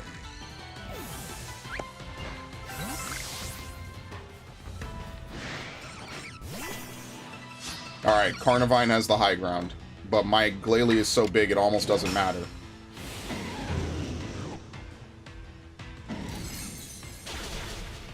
No, now the new thing is that they raised the subway fare. That's what they did, Biff. They raised it another 15 cents. So in my lifetime, riding the subway just once has gone up almost $1, pretty much. Like a full $1 just to commute around the city. Heavens forbid you want to make multiple stops around the city. Like, that has gone up a full $1. When I was a kid, it was $2 flat. I remember that distinctly.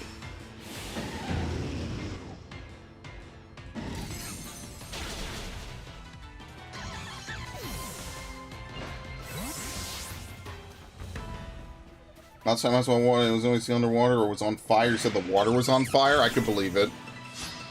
All you have to do is pour some shit on top of the water. You could set water on fire. They've been doing that since forever. But at this point, it wouldn't surprise me if the water was on fire. No.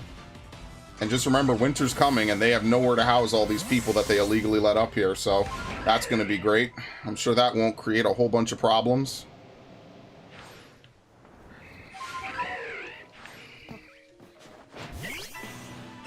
But New York has always had problems. Even when we were taking care of the problems, they were problems.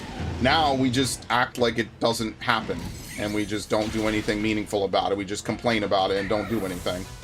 And then the people in power complain that, well, someone needs to do something about this. It's like, yes, you. Waste of time. Like, New York is still fine if you want to come here for a tourist, like, you know, run around or whatever. You want to see some of the sights or whatever. Just stay the fuck out of the Bronx. And stay the fuck out of Brooklyn. If you're gonna go there, use a cab. Don't ride the subway. That's my advice as a New Yorker. Stay the fuck off the subway. Not even because, like, there's crazies or shit. It just runs terribly. It smells. It's just awful. You go inside of a cab, or I'm sorry, inside of a train car. Someone's puked over some of the seats, or there's bad, you know, like trash everywhere.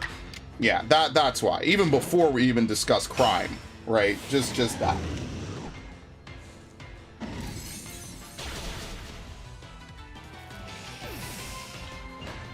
Word to the wise, word to the friendly. There's a reason why I try to use the subway as little as possible. Buses are a little bit better. You could use buses and be fine. Depends on the neighborhood. Yeah, I guess, okay, maybe not. It depends on the neighborhood. Because I've been on buses in Harlem and buses in downtown Manhattan. Buses in Harlem are, during the day, not great. Especially during, like, shopping days for people, right? So, like, weekends or holiday. Yeah, no, I don't know. Never mind. Stay off buses. But that's the thing. Now commuting is expensive, then, because you have to use taxis and shit. I don't know. Living in New York and thriving in New York are two very separate categories. Don't worry, the fire water will keep them. Oh my god! Yeah, they should put in one of those oil drums that they use in like all those homeless encampments in video games. And we could really start to recreate Hoovervilles. We'll just call them Bidenvilles. Just like every game when you're in like a... It'll be like The Division, actually. That's the perfect analogy. It'll be a modded version of the fucking Division.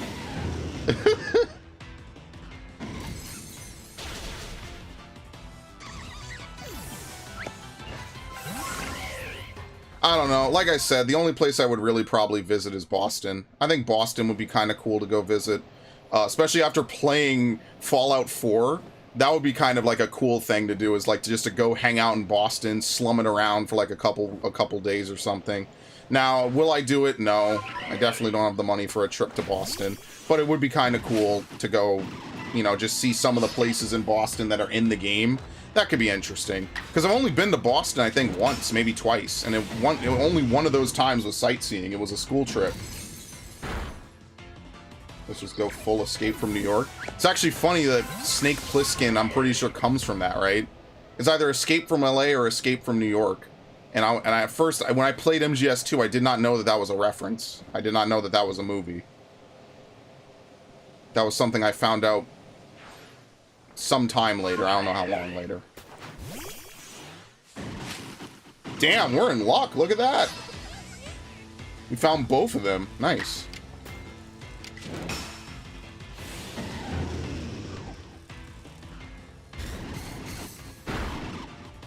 I think the new Pikmin 1 and 2 playthroughs were actually pretty good. Speaking of playthroughs, I think I really did good work with. Oh, we don't even have to strong style it. Oh, wow, Glalie is almost done. Look at that. Just use Ice Fang, what, 3 more times and we're set. Okay, beautiful. Yeah, it's the same guy. I know, it's Snake Plissken in both. What is it? Is it Kurt Russell? It was the guy from The Thing. That's what I know him really. That's what I really know him from, is The Thing, because I like that movie. I know they made a game off of it, and I actually own it. I saw it at one point. I was like, yeah, I'm buying that. That's happening.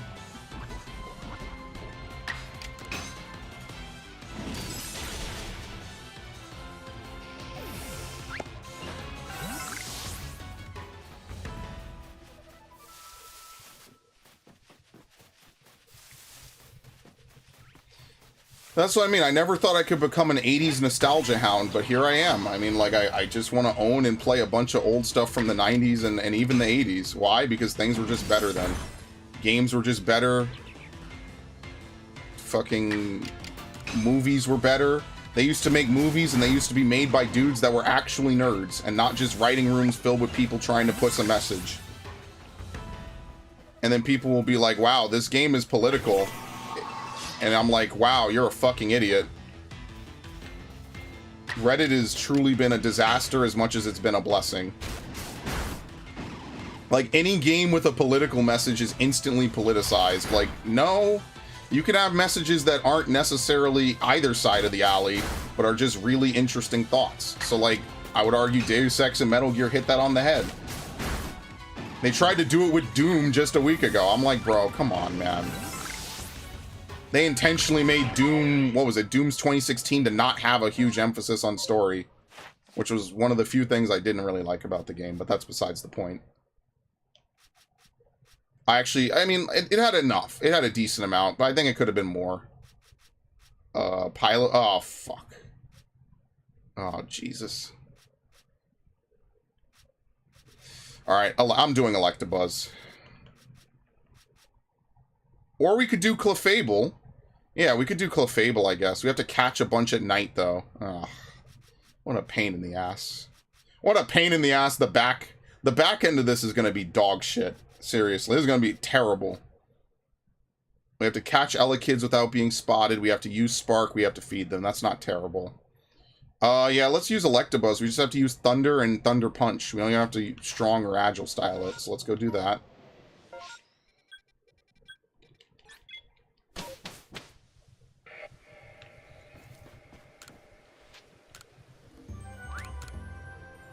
Oh, and Grottle as well. I guess I could use Grottle. Yeah.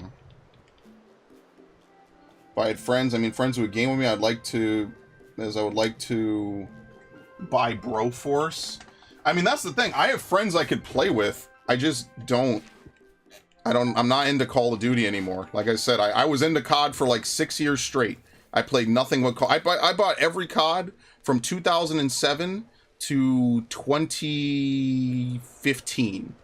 And then I bought Modern Warfare Remastered, and then I bought Modern Warfare Remake, and then I was like, wow, I am really just chasing a high that is never coming back. This is a waste of money. Goodbye. And then that was it. I just simply stopped buying Call of Duty games. And I don't think that there's anything wrong with that. I played them for years, and I just said, hey, this is just not for me anymore. I think it's just time to move on. And there's nothing wrong with that. You know, it's not like I didn't play them at all. I played COD for many years of my life. It's just, unfortunately, you know, you get older, the games just aren't the same. And I mean, they literally are not the same. Those are literally not the games I used to play when I was a teenager. And it's funny because I remember playing them as a teenager because that wasn't even that long ago. I have footage of some of the shit up. I just didn't record multiplayer back then because I was still on my Dazzle.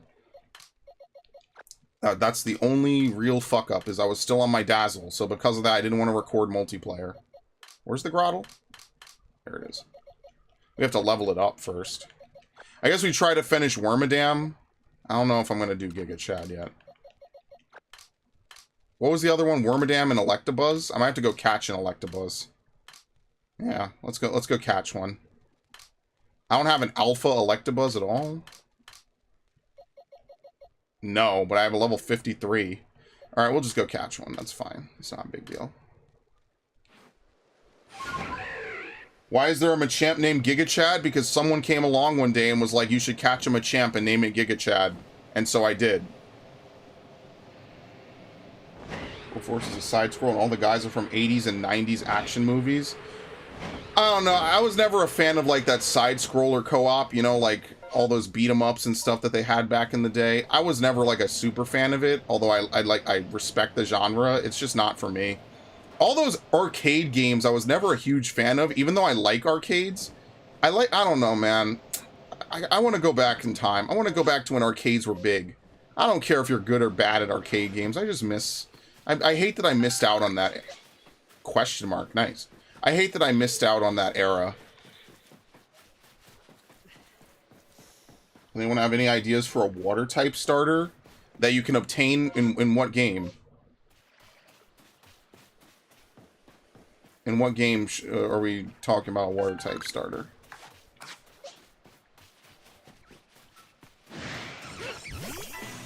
Because for me, until Flamigo was added, I would say that they should have had a Flamingo water type starter. I thought that would be kind of cool, and you know, make it water something.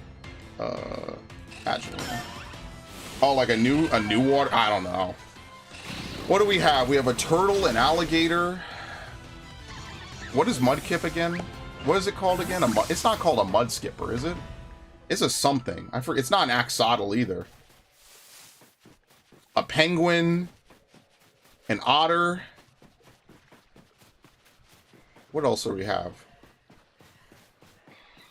We have a bunch of stuff. I don't know. I would have done a flamingo.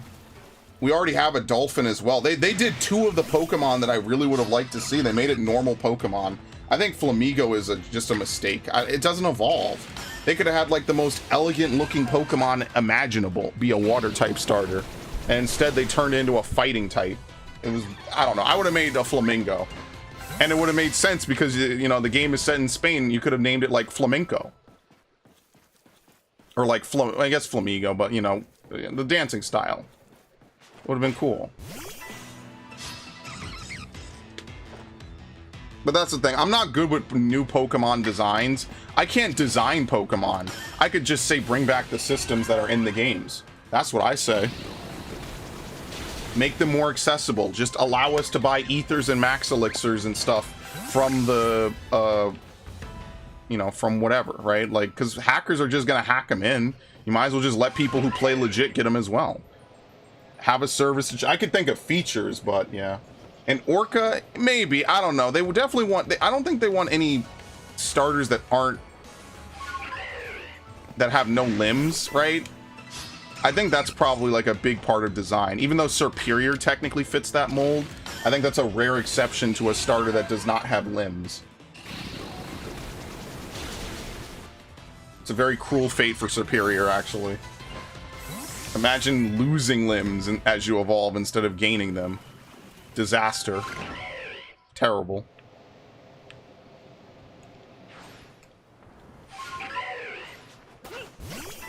Maybe an octopus or a jellyfish. I mean, we have those. Again, that's never stopped them from making multiple iterations. At this point, again, I don't have a problem with the design philosophy. I like convergent evolution over regional forms. I think regional forms are lame. Apparently, I'm in the minority for that opinion. I just want them to put more effort into the games, period. I don't really even care what Pokemon they put in. They don't even need to make Pokemon at all. Imagine them making a new series of Pokemon games. They make new starters and maybe a couple new legendaries, and that's it. And they just put in all the Pokemon. You have 1,000 Pokemon in the game. What? It'll be great. My Pokemon region is based off Latin America. Now that could be interesting. Obviously, I'd like them to keep the open world level design. I just think the open world needs to be bigger. I think it needs to be bigger and have more stuff going on. See, it's hard for me to say make something in America because they already did Unova. I would definitely like for them to maybe have... I don't know, they could do anywhere else that's not Ore and Unova. There's a lot more... and Alola, obviously, but that doesn't count. It's not continental. I burnt my pizza. That sucks. And now I'm hungry. And I have nothing to eat. Fire snake and a grass... Okay, a grass armadillo sounds cool. No cats. Oh, you just like cats. I fucking hate cats.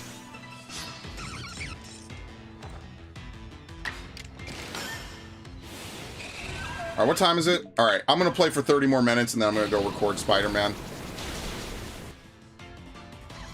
Probably gonna go eat as well.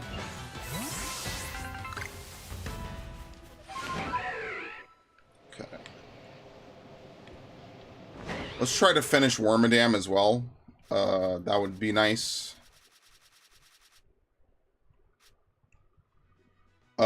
Yeah, okay, so it's not... Oh, no, I can't, because I have to find them. Oh, my God. Whatever. We'll get the Agile style moves out the way. Fuck it. Alright, I don't have to use Bug Buzz anymore, but it's still my best move. We'll just find some easy KOs and just get the fuck out of here. That's ridiculous. No, okay, if they put all cat starters, which would never happen anyway, I would not play that game. That's terrible. I will not be streaming Spider-Man. It's a playthrough.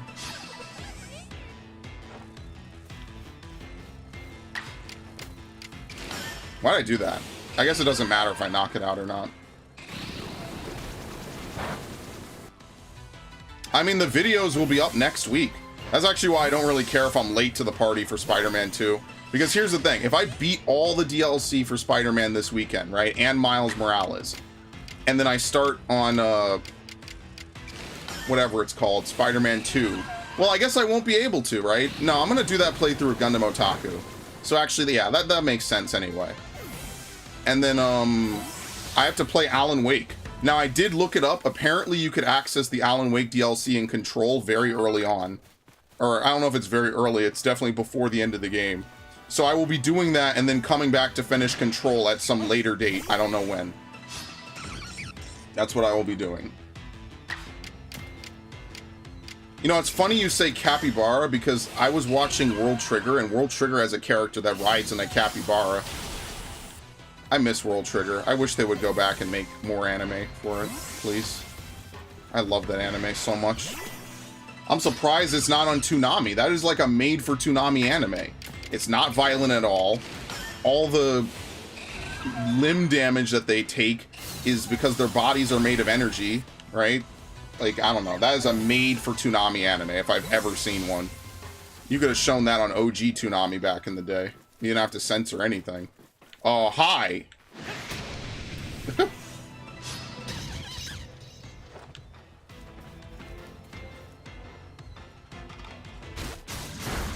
Nice. Only a quarter of my life.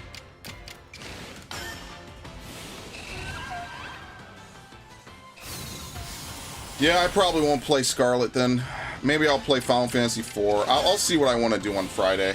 I don't know. Will a grass armadillo have the steel type? Only if it has good stats. If it doesn't have good stats, and it's not like a different version of Fortress, don't even bother. Seriously. I'm sorry, not Fortress. What's that one that everyone hated? Ferrothorn. My bad. Not Fortress. Ferrothorn.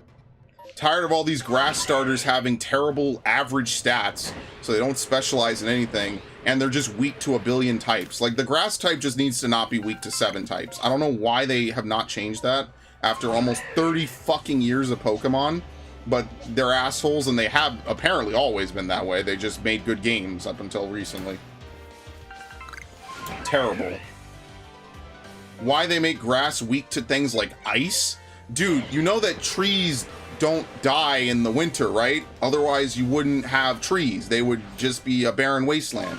Why the fuck are they weak to ice? It feels like they just need to give ice a really, like, common type to be good against. Because ice itself is only good against dragon, right? Like, I don't know.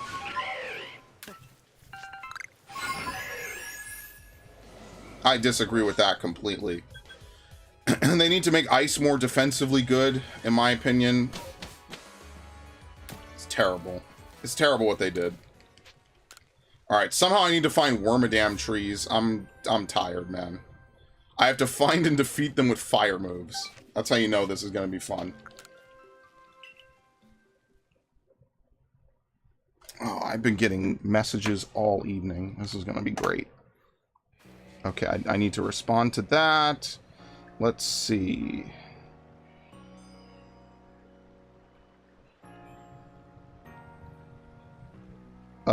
Message from my bank. Fantastic. Probably telling me to fuck off once and for all.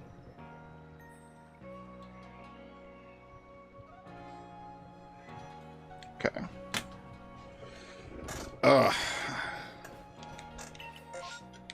Cricketune. Should I? Yeah, I'll do the Cricketune event.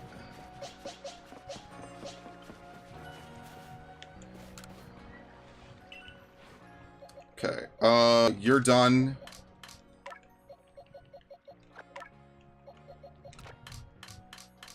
Good lord.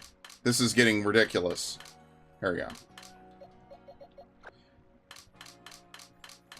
It's only like 11 boxes, nothing major. It's okay, we haven't found one since fucking October, or since September, so I guess we're doing pretty alright, all things considered. We're done with Glalie. What did I say? Electabuzz. I will never sell dust.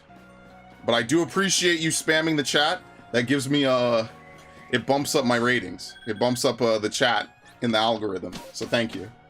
This game is just a gold mine for shiny hunting. Yeah, until all the shinies stop spawning in my game. I've gone multiple full streams and never seen a shiny. So I don't know what the hell's going on. My game is haunted. It's glitched. There you go. Fire Punch. Do you want Flamethrower? Actually, thank you, Flamethrower. I don't really want to use Draco Meteor. I'll use Steel Beam. Sludge Bomb. Okay. Only 12,000, not a big deal.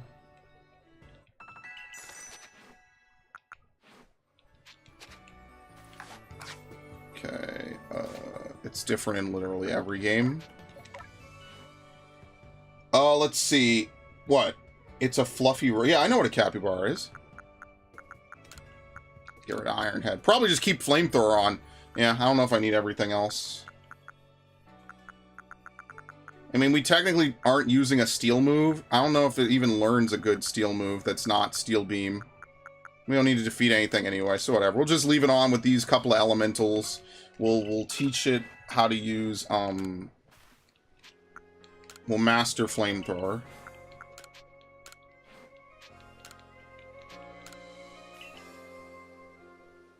Splash is just a filler move, yeah. I just don't like that they cut moves more than anything. Not to completely take your comment and switch it over, DJ Retro, but, like, I don't mind that Pokemon have a variety of moves. I think that every Pokemon should be able to hit some type, right? That's why they gave Bug Bite to Caterpie and all these other Pokemon, so that way they could actually fight ghost types. Yeah,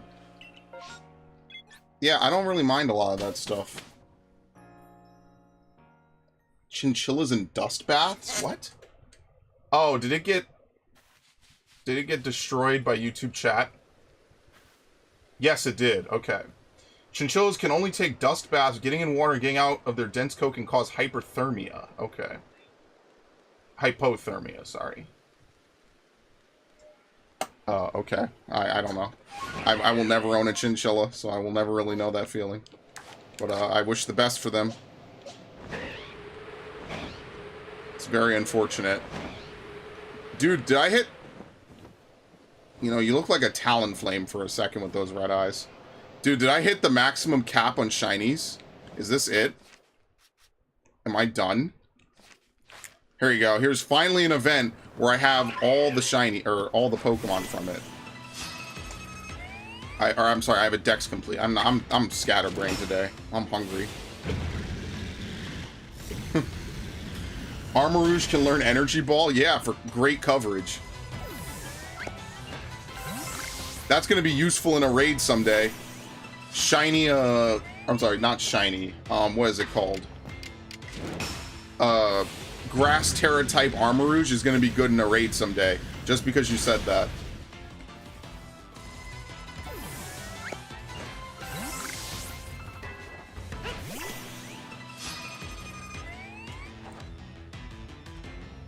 Whoop. Let me save just in case the shiny spawns. We're at 300 hours officially now, by the way. Actually, wait a minute. Oh, yo! We beat it out! We did it! Yo! This is officially the most played game on my Switch. I just hate that I have to play 3 houses to keep it above everything else. That sucks. Anyway. I was about to say, yeah, 300 hours. We beat it out. What the fuck what are we at for this shit? Even though it's completely wrong, some of this shit is just completely just terrible. Whatever. What can you do, right? Yeah, I thought about playing Theater Rhythm. I just don't really like it. It's just not it's not my type of game. That's why I know I wouldn't like Memory of Mel. I don't like rhythm games anymore. I put all my energy into Guitar Hero, and that was it. After that, I didn't really care much for games like that.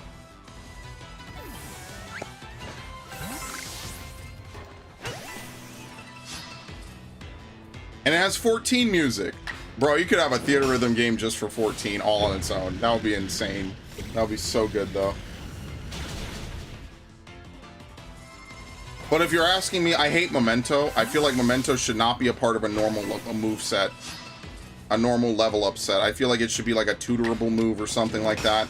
Because just giving it to wild Pokemon is just frustrating when you're trying to defeat them.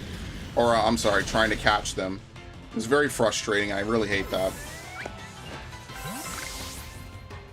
That's it? Oh, hi.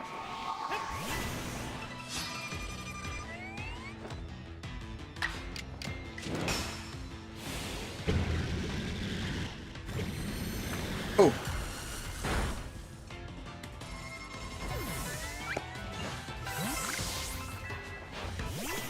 Just very unfortunate.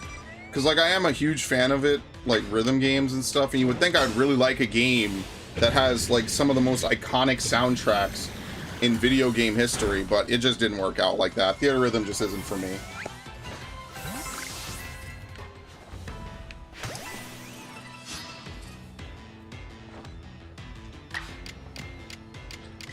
Sure, doesn't matter.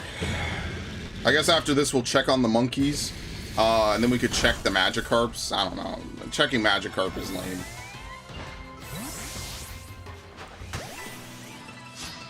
That's actually, I think I just have more fun now doing this, actually, than shiny hunting. That could also be it. It's a little more fun.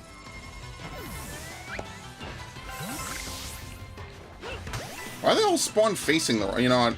Sometimes they spawn in with weird stuff. This is far from the worst thing that could happen. So yeah, tomorrow we'll play Final Fantasy IV. Friday's stream is a little up in the air. And then, we'll see what happens, I guess. Definitely not going to be any more, Final Fantasy streams, I can tell you that. Probably not until next Tuesday. Next Tuesday, I'll probably do one, just for the raid. And then after that, probably nothing. We'll just lay low for a bit. Dude, my odds have been terrible. This is definitely bad.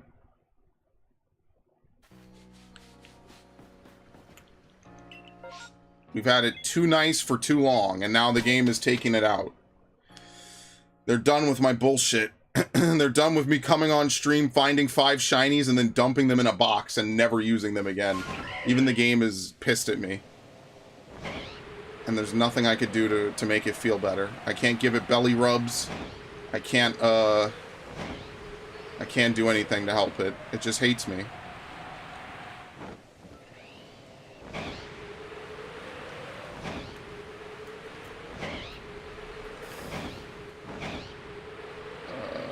Okay, let's check the Gyarados.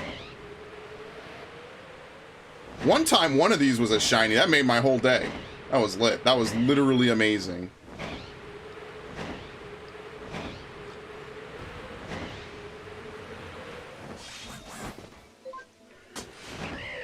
Okay. Let's look at all the things. Yeah, they have 3 Magnazones flying around this area. That's actually kind of interesting. I did not know that they had so many. They have one behind me, one further to my back right, and one all the way down in the back left. It's actually kind of interesting.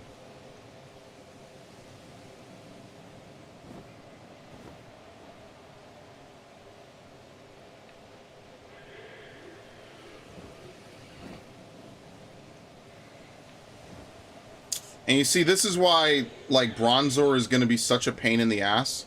Because it doesn't spawn in out of a lot of things. And this is annoying. This is precisely why I do not like these ones that you have to find spawning out of nodes. Oh, shit. Yeah, let me fight her. What does she have again? Is it Rhydon and Gengar? Okay.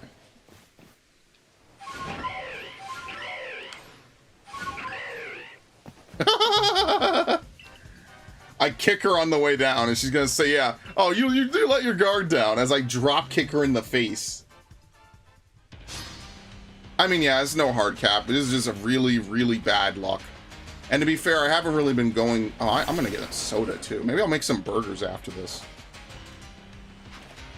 I don't know. I'll see.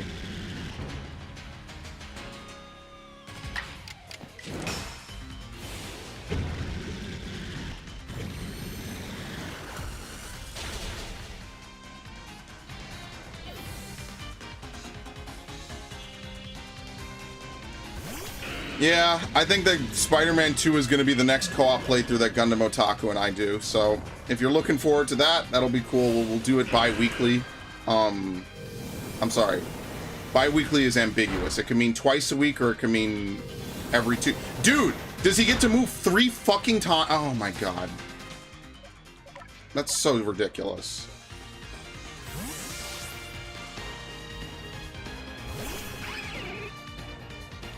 Yeah, sure. Come closer.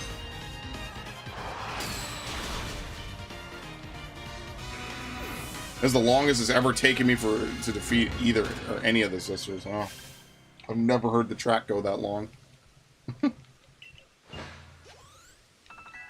Very nice. I think Grottle evolves early, right? Because it evolves really late out of a Turtwig, maybe?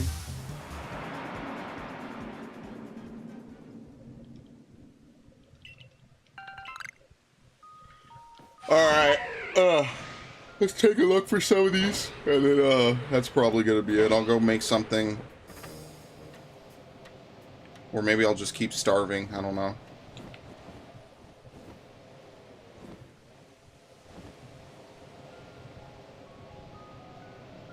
Now I could see game devs putting in a hard cap, yeah, to make you either trade the Pokemon away, which means you have to use Pokemon Home or some other system. Yeah, I could believe it. They're literally incentivized to do it, so why wouldn't they do it? It would be a no-brainer for them to have 1,000 Pokemon boxes in every Pokemon game. It literally would be a no-brainer, right? But they're incentivized to not do it, so you buy Pokemon Home and you buy Pokemon Bank, or, well, Bank is not free, but you get my point. back when it was new, right? You were literally incentivized for it. That's why all those people made that fucking infographic, because it's you're paying for like 15 megabytes, bro. It's ridiculous. That's why I stopped paying for it. You're literally paying 15 megabytes, or for 15 megabytes. I'm not saying they have to be Google and give you, you know, hundreds of gigabytes for free or whatever the fuck Google does, but it's kind of ridiculous, man. It's insanity. Oh, here we go. Very nice.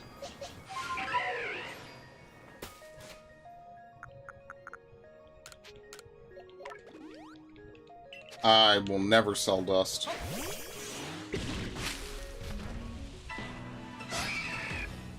Dude, was that Heracross pissed or what? God damn. He fires it directly downward. That's great. That's actually cool that happened. Alright. Now, obviously, we could just use Thunderbolt and get some easy completions. Here's another one that's shaking. Man, we'll be able to max out Heracross then. This is going along very swimmingly. Yeah. We just have to find Wormadam trees now. Remember when I couldn't stop finding Wormadam trees and now I can't find even a single one? Oh my god, that just looks so painful.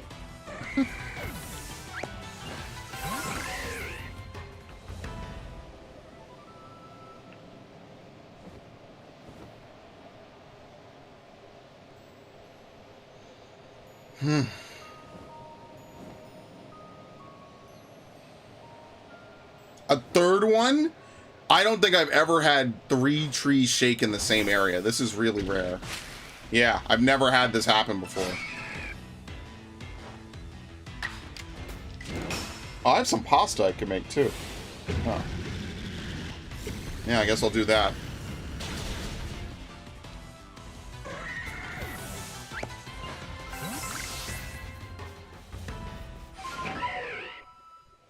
Let's see if the other sisters are here, I guess. It should take no more than a few seconds. Alright. Clover's not here.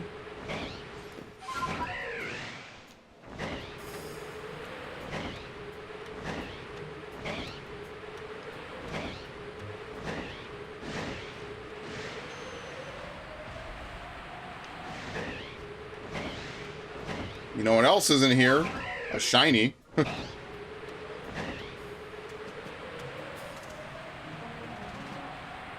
Terrible. I have the worst luck. Right, she spawns... Oh, no, she spawns further back. Oops. I went the wrong way. Think about it as more opportunities for a shiny to show up, which will never happen again. I wonder how many streams we can go without seeing a shiny now. Especially since these are turning into 3-hour streams on their own, you know? Like, that's kind of impressive. I won't even lie.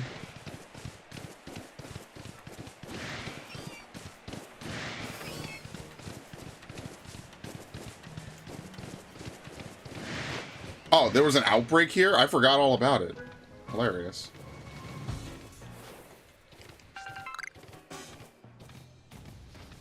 Alright, let's get out of here. I don't really give a shit.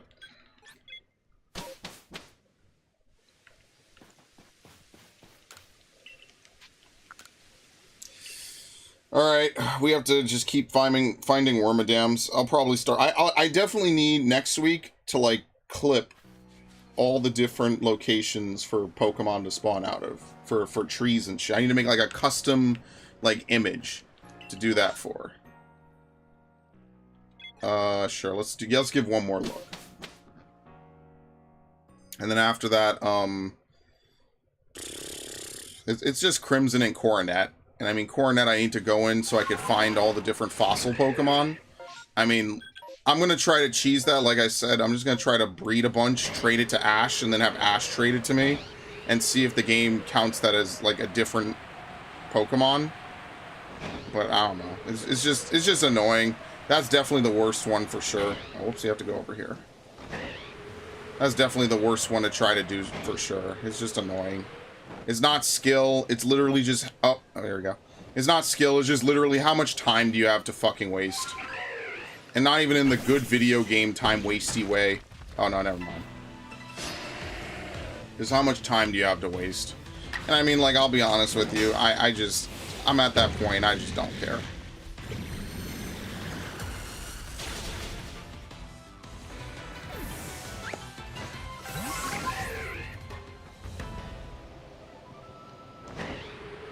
Maybe it was a little more fun back in the day when I was just finding shinies nonstop and it was popping, big ball and shot calling and stuff like that. But by today's standards, nah, I'm ready. I'm ready to wrap up most of this. The back end's going to be annoying, but it's nothing we can't just pound through, right? For some of these especially.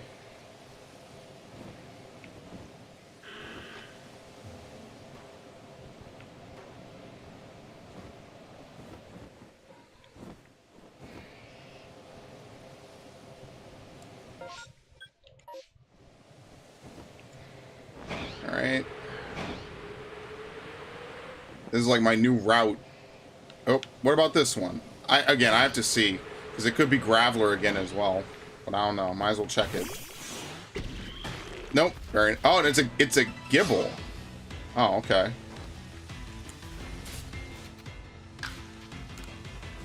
Only reason I did this is because I know there's nothing. I guess I should have gone and gotten that Electabuzz, huh? Oh, well. I forgot.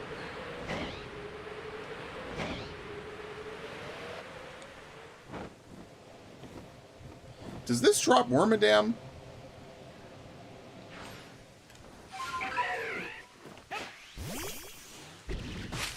Yes. Okay, very nice.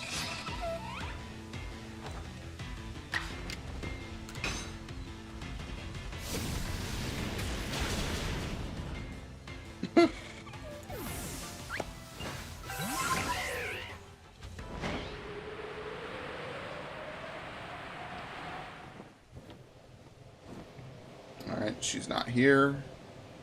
She could be further up the path. Admittedly, I'm not looking very hard for obvious reasons. Oh, here we go. We have another one. We have two. Now, this is rare. You usually don't see this.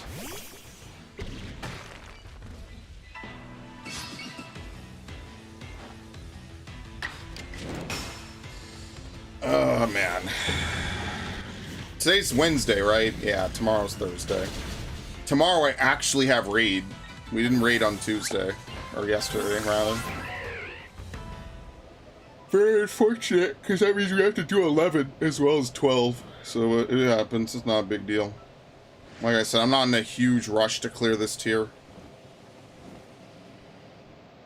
Can Heracross spawn off of this? I don't think so. This might be a Cherim tree, though. So that's why I'll do it. And it is. Shocker. Oh yeah, the glitch. They fixed it though. They did patch that.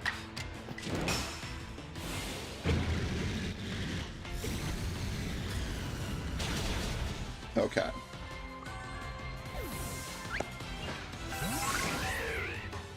Yeah, we basically have defeated none.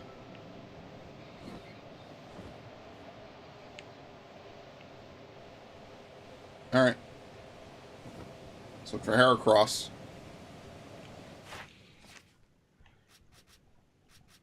Right, we need to find 7 more and defeat, just burn them all. Doesn't matter.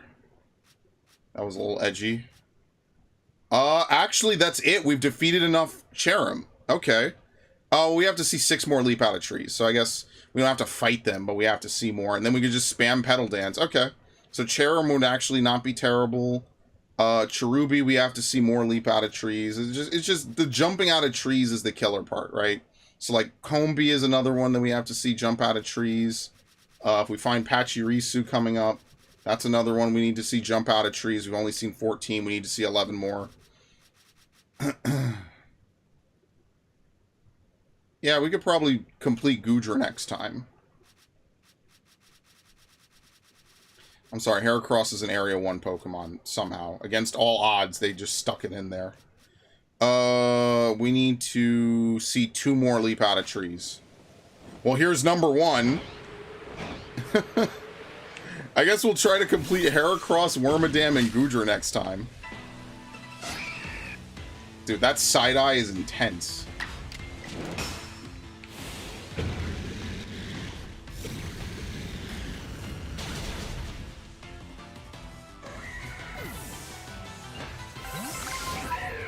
Alright, can we get lucky and just get the other Heracross right now? Peak performance.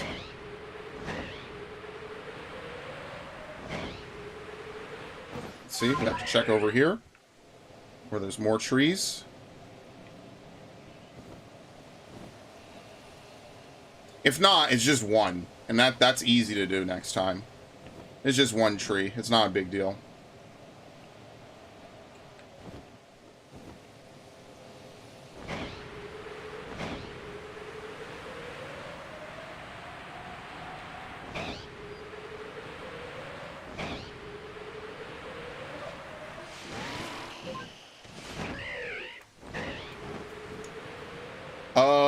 No, only one. That's fine. Alright, so next time we play, Heracross is one tree away from being done. Let me add it to the chart now before I forget. Let's see. Where's the chart? Let me add it to the, not the directory, the Arceus chart. So next time we, well, wait, did we do Glalie? Wait, did we finish Glalie today? Because if I did, I didn't update this. Oops. Did I? I think I did, right? I think I did finish Glalie. I might have been ranting at the time, which is why I don't remember filling it in. Yes, I did finish Glalie. Okay. So we finished Glalie. We finished Magby, right? Today is what? 10... What's today? The 17th? The 18th.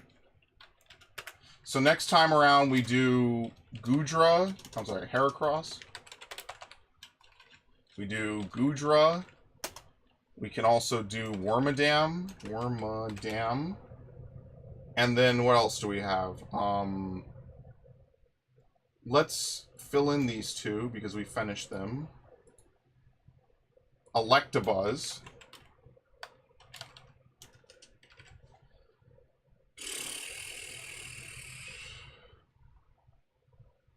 Did I ever finish Garchomp? I did. I never filled it in over here. Oh, shit. I never... Oh, no, I did. I finished in a month ago. Okay. What else? Do we ever finish Ninetales? No. Okay. I'm gonna mark both Cherim and Cherubi. Did we ever finish Petalil?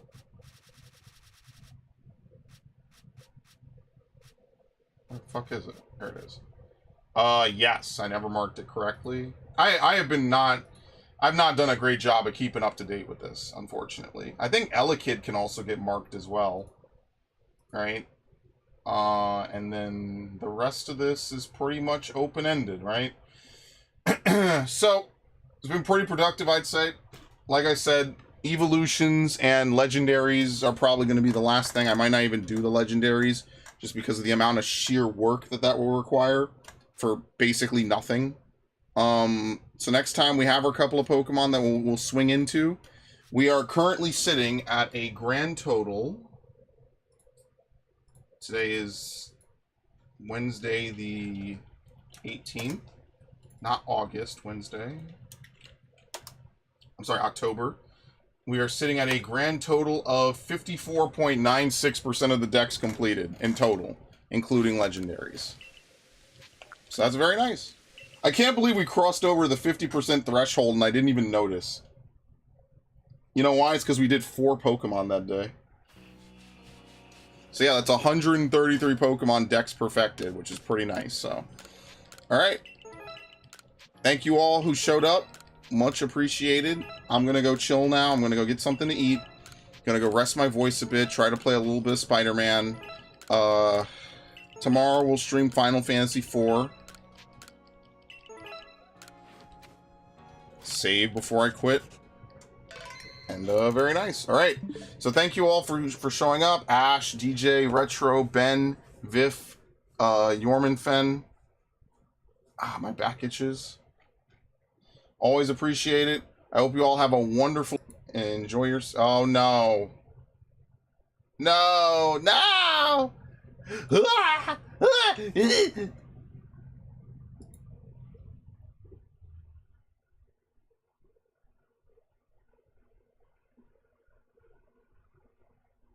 I froze it again. You know how long it's been since I froze this shit? Seriously. I don't know why that happens. I have no idea. Why is it specifically this and not the intro screen? I don't know. I just think that having a lot of things moving around like this is, even if it's just a bunch of GIFs, it still kind of gets weird. But thank you for the hearts. I appreciate it. And thank you everyone who watched. I will see you all on, on a future stream. Very nice. Have a good